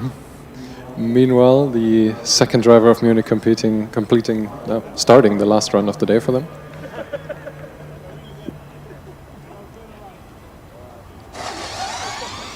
Less wheel spin than in their last run, and it's tight, 3.6. Not quite reaching the benchmark set down by Stuttgart, but nevertheless. Yeah, it's very time. quick as well. Still 0.2 of a second behind the fastest time, but that's it's very difficult to beat, right? Absolutely. NTU Athens completing their second run of the first driver. Faster, much faster than last time, 4.22, if I'm not mistaken. Yeah, definitely. They had a 4.35 in the first run, and this was a 4.22. So very nice.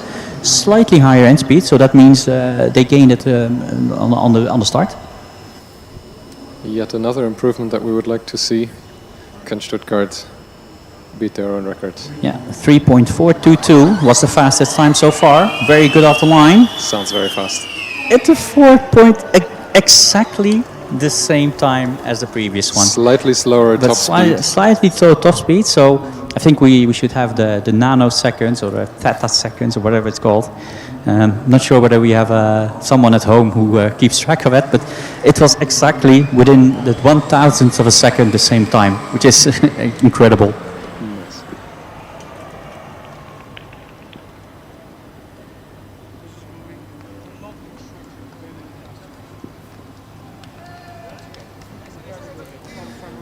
Meanwhile, yet another combi car that we've seen before, Darmstadt rolling up. I think they struggled a little bit with their first drivers. It was a very conservative run. This looks like it has a little bit more sauce than before. Still 4.95. Yeah, actually they improved on their time. The fastest time so far was a 5:05. And the second one was a 5.8, so they actually screwed that up a little bit. But this one is a 4.9, slight improvement, not big, but any improvement is extra points in the bag. So I don't think they will complain about that. Wroclaw, another combustion team that we haven't seen before, lining up for the first run of the day. Yet again with the small Hoosiers.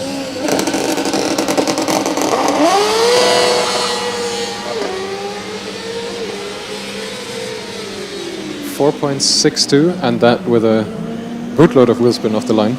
Yeah, this is the Polish team from Wroclaw. Yeah, very decent. End speed 98 kilometers an hour. And now we have OTH Regensburg on the line. Completely. And they already had one lap in of 4.64, and they slight improvement from them, 4.58. So similar end speed. So very consistent as well. Yeah. The second run problems that the times are getting slower again. Now they're getting faster.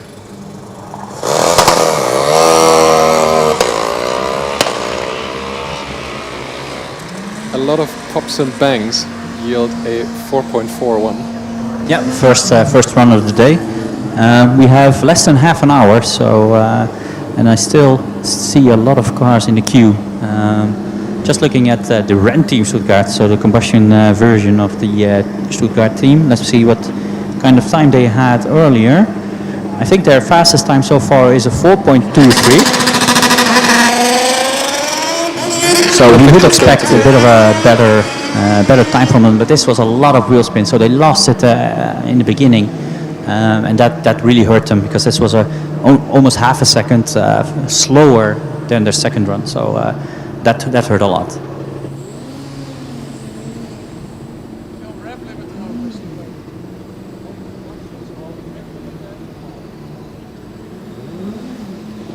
Darmstadt is lining up for their last run of the day.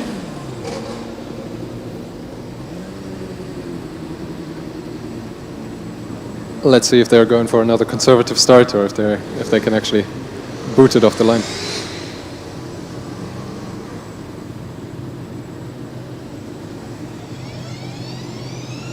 No, yet again a very safe drive. 4.26.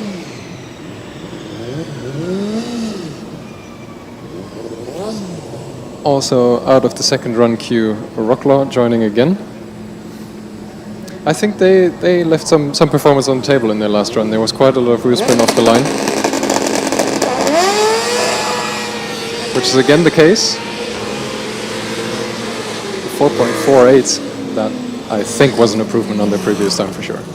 Yep, just old school rev limiter, drop the clutch, and then just try to shift and survive the run, and then see what happens. Darmstadt, meanwhile, also completing another run, 4.59. And still we have some cars in the first driver queue, which is quite amazing. And these teams have waited a long time to come out and play.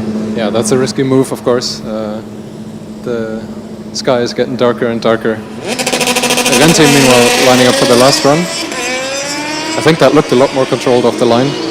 And 4.21 definitely also reflects that in the end result. Yeah, so in the end, they did manage to improve their time slightly. They already had a 4.23 and now they have a 4.21 with a slightly higher end speed as well. But the improvement-wise, it's very consistent, but not very big. UAS Karlsruhe, meanwhile, completing a run in 4.62. That should be an improvement on the previous. No, actually, their second run was a 4.56. So actually, it's not an improvement, but they're not far off. And it's amazing to see. Which car is this one? This is Trondheim coming back from their problems with the deflated tire before. 3.63, I believe, was the time. Which is not bad for a first run, that's right? That's a good baseline, I mean, absolutely. Yeah. Now with the problem, they were at risk of not completing it at all.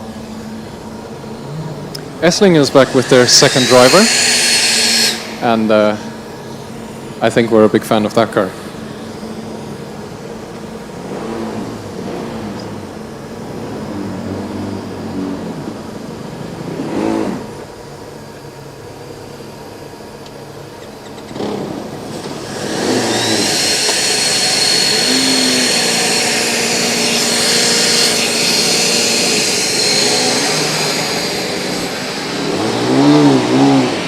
So we could actually hear some extremely strong fans on that Esslingen car. I'm not sure if that actually resulted in a faster time for them. It sure sounded very impressive. I'm not sure whether they tried to take off vertically and not trip the beacon or something.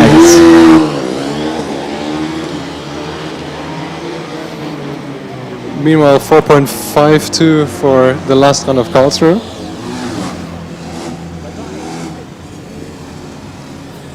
TU Berlin is making it to the start line. This time, I think we can yet again confirm that the driver has legs. And he's wearing pants. And he's wearing pants, which is a great relief for all of us. Bit of a careful start, not too much wheel spin. 5.4 seconds, decent time. Trondheim coming back immediately for their second run of the first driver as well. They had a bit of a banker run the first one, yeah, first time around. It was a 3.68, so driver is just getting ready. Track is clear, there they go. No Very fancy start. 3.72, so no improvement from them, but still they have the 3.68 as the best time. And UAS Esslingen again, and let's see whether we can hear the vertical liftoff sound again.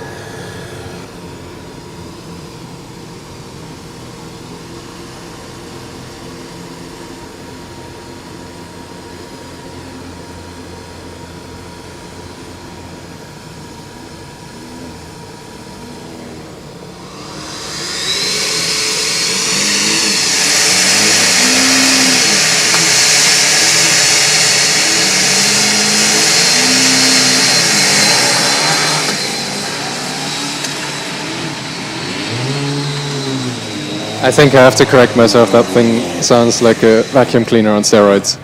It's a proper Staubsauger. Still wearing pants is the driver from Berlin coming in for a second run of the day.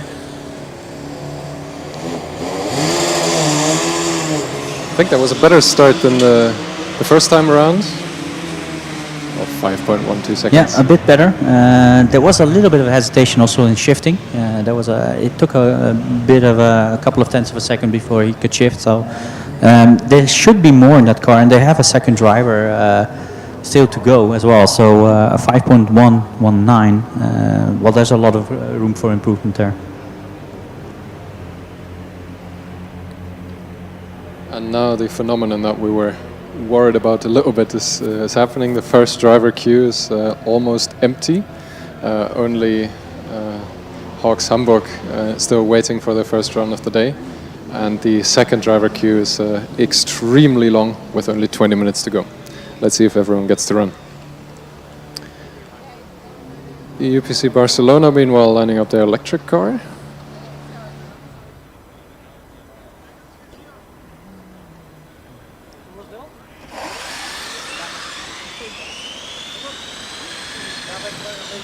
With a 4.03, I think a conservative time, but a safe run for sure.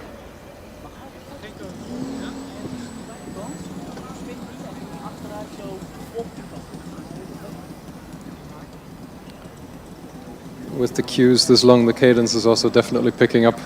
Cars are being shuffled through quite efficiently. Ostfalia now, car number 35. Getting the settings just right, foot on the brake.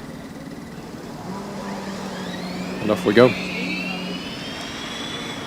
Very stable start, 3.7, a very stable time.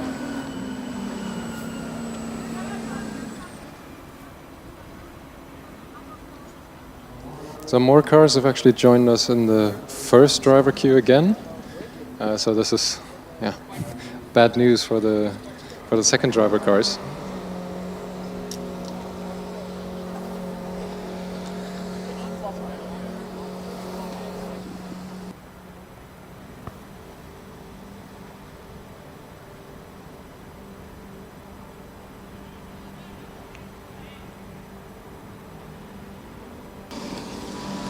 And Barcelona being immediately waved through for their second run.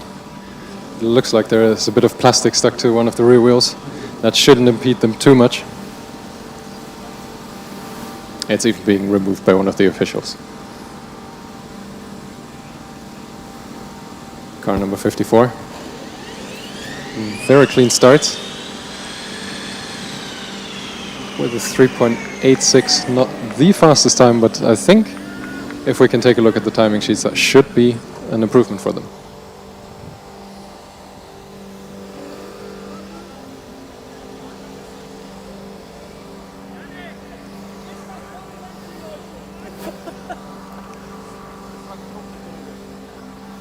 UAS Ostfalia in the meantime lining up for the last run of the day for them.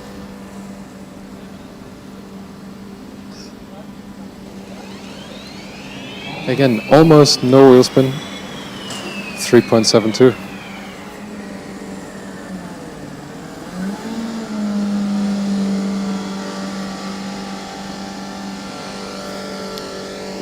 Looks like for the first time of the day, no, definitely not for the first time of the day, UAS Kempten lining up.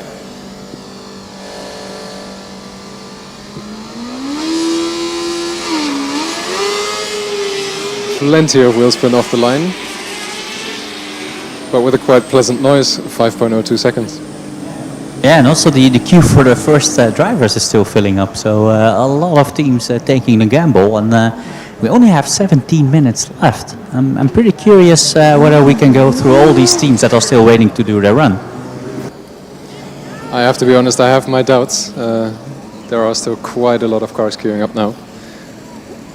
Unipadova, meanwhile, made it to the front of the queue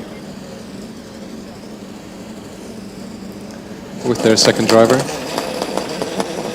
A lot of bouncing, slow off the line. And actually quite a bit of weaving down track as well. Yeah, definitely. Driver had really a hard time keeping the car on track, and actually, so it first started with the bounce, and then it turned into weaving, which is we saw that before actually. I think it was the Heilbronn car which started to bounce a little bit. I'm not Definitely, sure. yeah, a lot of rear axle bounce. Meanwhile, I think the car with the fanciest brake light, 269 Hamburg.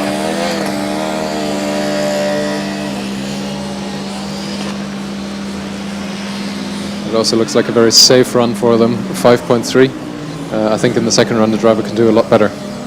Yeah, I can see we could hear the team members shouting with joy, because I think they were quite nervous about this run, and they at least they got a decent lap time in, and at least some points on the score. So well done for them. And Kempten lining up for what I think will be the last run of the day for them.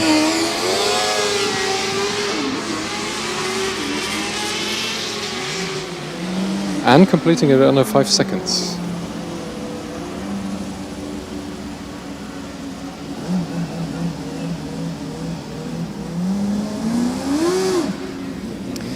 We have cars now coming out of all the 3 queues in a very fast pace. Part of our now with the rerun or second run of the second driver. This will be the last run for them. Unfortunately, still some struggles off the line, and you can also see that reflect in the time. Yeah, a clean run needs everything, right? It needs a clean getaway, clean shifting with the combustion cars, good pulling away, good timing of the shifts. Everything needs to come together to post a time below the 4 seconds. It's so difficult for these combustion cars. 3, 2, 1, let's go. Stralsund, second driver in the car. I think we have a couple of contenders for most wheel spin off the line. This is definitely one of them. Yet, still though, quite a decent time, 4.72. Yeah, but I think what was it? Pisa? Only Pisa. Pisa definitely takes the cake so yeah, far. Definitely, yeah.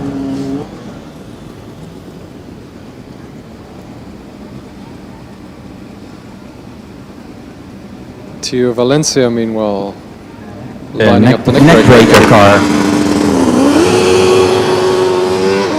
Also a lot of wheel spin getting off the line, and you can actually see that.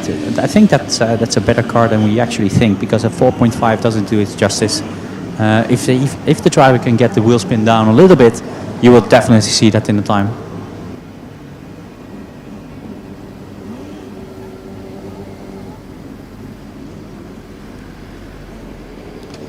UAS Coburg, car number 270, meanwhile coming from the second driver queue. Leaving quite some room for Fun with Flags Busty to line the car up correctly. The rear wing is asking, where should we go? Well, in this case, you should just go in a straight line. Looks like their third run, so the first run of the second driver. They have already a time of 4.298. Yeah, it did that the last time as well. a lot of noise. No improvement for them. It's a 4.5, so that's a lot slower actually than their second run.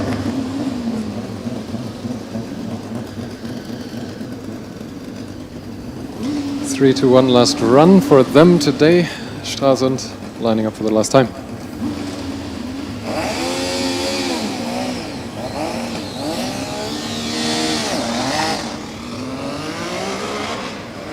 Extremely cautious start that's going to cost them.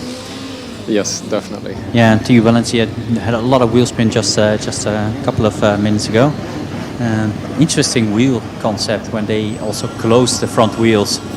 As you can see, it's just probably an aero thing, but it looks nice though. Some other cars you would expect to have more cooling for the front wheels for the brakes. This one having none at all. Fast time though, 4.34, not bad.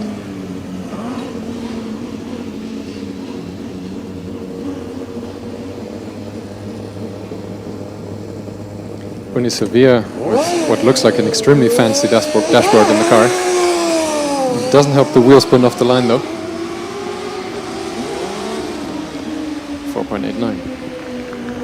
This was their first run according to the timing. So I think we haven't seen them before. Yeah, well, I think we've seen Valencia, but not Sevilla. So it's a 4.9 for them. And we have Lübeck, they're back. And we have seen them run earlier.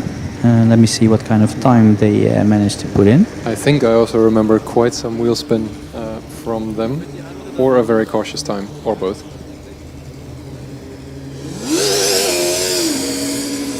Yeah, time to beat for them is a 4.84, I think. 4.85, that doesn't look like Yeah, it was a 4.838 was their best time so far, and they didn't manage to beat it. They were close though, but they have another run left, so here comes Leibniz. Leibniz also out of the first driver queue, so we also haven't seen these guys here today before. And we have 10 minutes left in this competition, It's at least in definitely this going to get event tight. on the competition. And Leibniz needs to go back a little bit, yeah, to be exactly 30 centimeters before the line. And it's these little things that are always costing that little bit extra of time that will be the curse on the gamble that some of the teams have taken here for starting so late. I'm pretty sure the teams in the second driver queue at the back are getting pretty nervous because we have a huge clock here and it's ticking down above the main straight, and that's nerve-wracking because you really want to get a second run in. Got to give credit to Leibniz though, 4.66. Nice banker run. Definitely got one in the books now. Amberg Weiden is back. We've definitely seen these guys before as well. I remember that launch being particularly smooth as well. I'm not sure if that also resulted in a good time.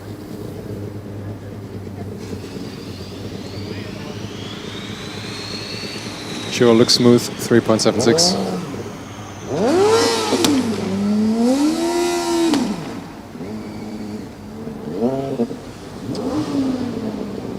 Meanwhile, the combustion car with the most crackly pops upon launch, Coburg is back. We're covering our ears again. The best time to beat Coburg is a 4.298, so 4.3 let's say. If they can manage to beat that, then they would have had improved their time and scored some extra points.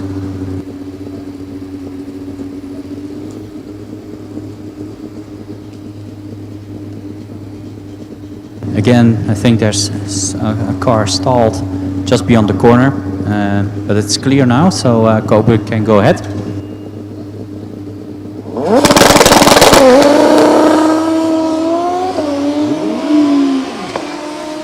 Lots of noise, not a bad time, 4.38 for Coburg.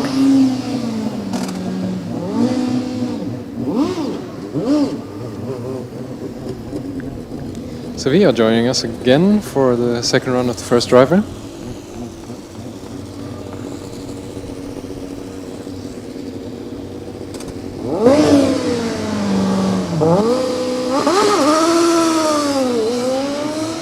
I think that was a much smoother launch for them now.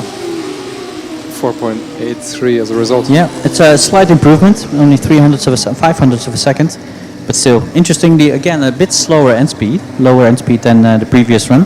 But they get 2 runs in, 4.826 as their fastest time. And we have Lübeck for their final run. Bit of a hesitation under shifting again. Yeah, definitely, that cost them a little bit of time, but not too much.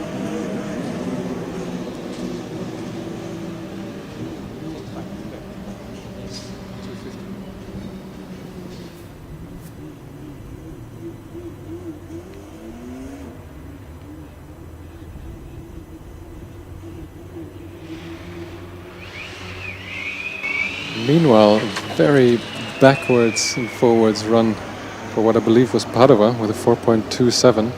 That looked a little bit precarious, going left and right, shimmying, especially towards the end of the track. And that looks like one of the cars that didn't have a run in yet. So I think only one more car left without having put in any decent, any time at all. So the queue is very dangerously close to being closed. Meanwhile, Leibniz and Hannover putting down a much cleaner run with a 4.6, also not a bad time. And immediately afterwards, the next electric car being lined up, RWTH Aachen. I think the last run that we saw from them was still to be improved on, which this looks much better. 3.57. That's a good time. That's an amazing time. It's well, it doesn't beat the Stuttgart time of 3.4, but that was very good. It gets very close to a clean, time. very clean as well. It gets close to a time from a team that we thought was going to win today from the early runs. Dresden is next. Let's see, their top should be 3.55. That looks like a very aggressive start. 3.50. Now we got really good times coming in. 3.50. We're getting closer to Stuttgart. Are they getting anxious? I think with the space still being relatively big, I'm not sure. Yeah, just a reminder for everybody, the fastest time so far is from Green Team Stuttgart with a 3.422. Meanwhile, US Nürnberg being lined up. Very shiny car and lots of aluminium on the chassis of this car. 4.13. Also a safe time. Yeah, but I think they already had a faster time because it's not showing up green on my timing screen as well. So this was the third run. They still have one more left. And again, Padova is back. Let's hope the driver can keep it straight this time. You see again a little bit of hesitation left and right. Not quite as straight as he could go. 4.29. I think there's room for improvement for them still.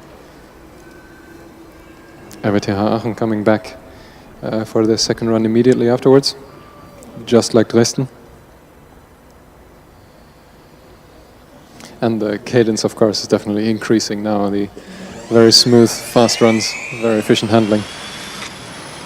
Aachen, meanwhile, 3.53, not quite scraping Dresden's time there. Yeah, but it's again a very nice battle between the Aachen car and the Dresden car, and we've had a couple of nice battles here with cars, very similar times and just behind each other. It's nice to see. Let's see the last run for Dresden, 3.5 still. So yeah, that's very nice. Exactly the same time as they had before. It's at least well, you can't take anything away from them because it's very, very consistent. Very consistent, but the fastest time is safe for now, for today. Nürnberg with their last run of today. I think that looks like a much better time, 3.97 for them.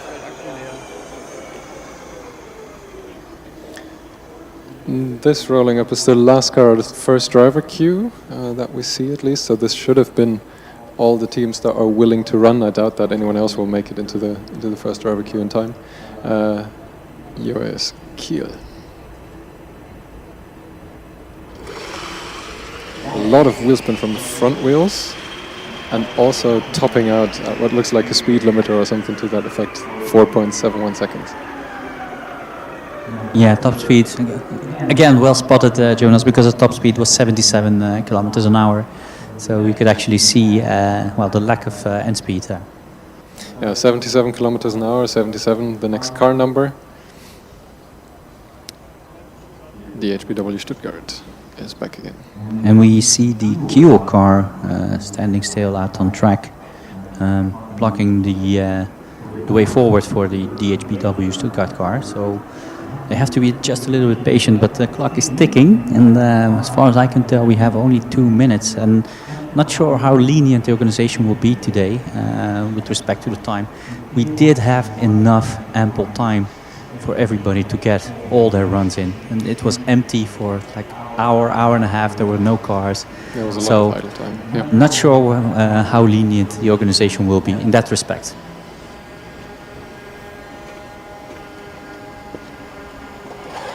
Now Stuttgart can start their run. Track is clear.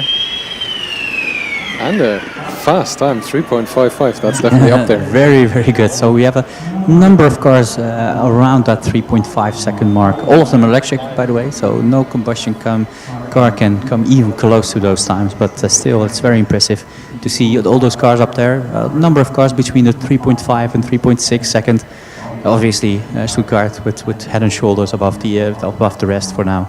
Yeah, that's definitely a very decisive signal from them that they were ready to pounce here at the acceleration. Meanwhile, Karlsruhe, KIT Karlsruhe, is coming back with their second driver. That looks to me like a better launch, 3.71. Still not quite up there with the other electric teams, but it looked very tidy. I hope that that the second run for that driver will be a lot better. And one of our very first competitors today on the acceleration, certainly Bayreuth, I think they were one of the first cars to put in a very decent time as well. So whether they can improve or not, whether they can come close to the 3.5 second mark, I don't think so. I think they were high in the 3 seconds, almost 4 seconds. Definitely. So 3.84, very nice, very good. Very it does good sound though like the car is topping out at a speed limit again. There was definitely not acceleration all the way through. Again, it doesn't compete with the rest of them because it's 105, which is not bad, but it's not 126 from Dresden or 122 from Aachen. Or Stuttgart, I think, managed 125 somewhere up Yeah, there. exactly. So if obviously if you want to be really on top, then you need to have a higher end speed than this. So maybe it's the gearing, we don't know. Maybe it's the power. We really are speculating, but in the end, yeah. So we see the car number 50, Lisbon, coming up to the line, and as we can see, there are still a couple of cars in the queue while Lisbon is making off. Very good line, actually very good drive from them, 3.97. That sounds like an improvement for them. Yeah, 115 kilometers an hour at the end. So that's pretty decent, very good actually. So we do have a couple of cars still in the queue. It looks like the officials and have the closed officials, the track. well, let's not jump to conclusions. We were wrong before. That's also true. And There's actually, there's a big stop sign on the timing screen well, that then, we can see. Yeah, then I think Stick and Basti decided to time is time. This is Germany after all, so they already gave 1 minute extra. And actually, I can understand it on some level because it was empty all day. We've urged everybody to come and put in their laps. They didn't do it. They took the risk. And yeah, when there's a lot of cars in the queue and some delay, and then obviously that can hurt you. And that's exactly what happened. It's too bad for these cars, especially the ones that are ready to go immediately. Yeah, we even have some cars here in the exactly second run queue. It's a shame, but in the end, it's your own responsibility to put in the lap times before the end. You know the end time, and if you're not, you know that there will be a big queue. We've told it. Everybody knows. Yeah, predicted this as well. We predicted it again, and this is what happens. I think that's definitely also a lesson to be learned for tomorrow, for the autocross. We expect a similar effect that teams will be cautious to run early. But you never know what happens, especially the autocross tends to be a lot more dynamic. There is a bigger chance of cars breaking down on track that need to be cleared. The track itself is a lot longer, so each drive from each car also takes longer. So prepare yourselves well for the autocross. That's it from us for now, from the acceleration track here. We will see you again tomorrow.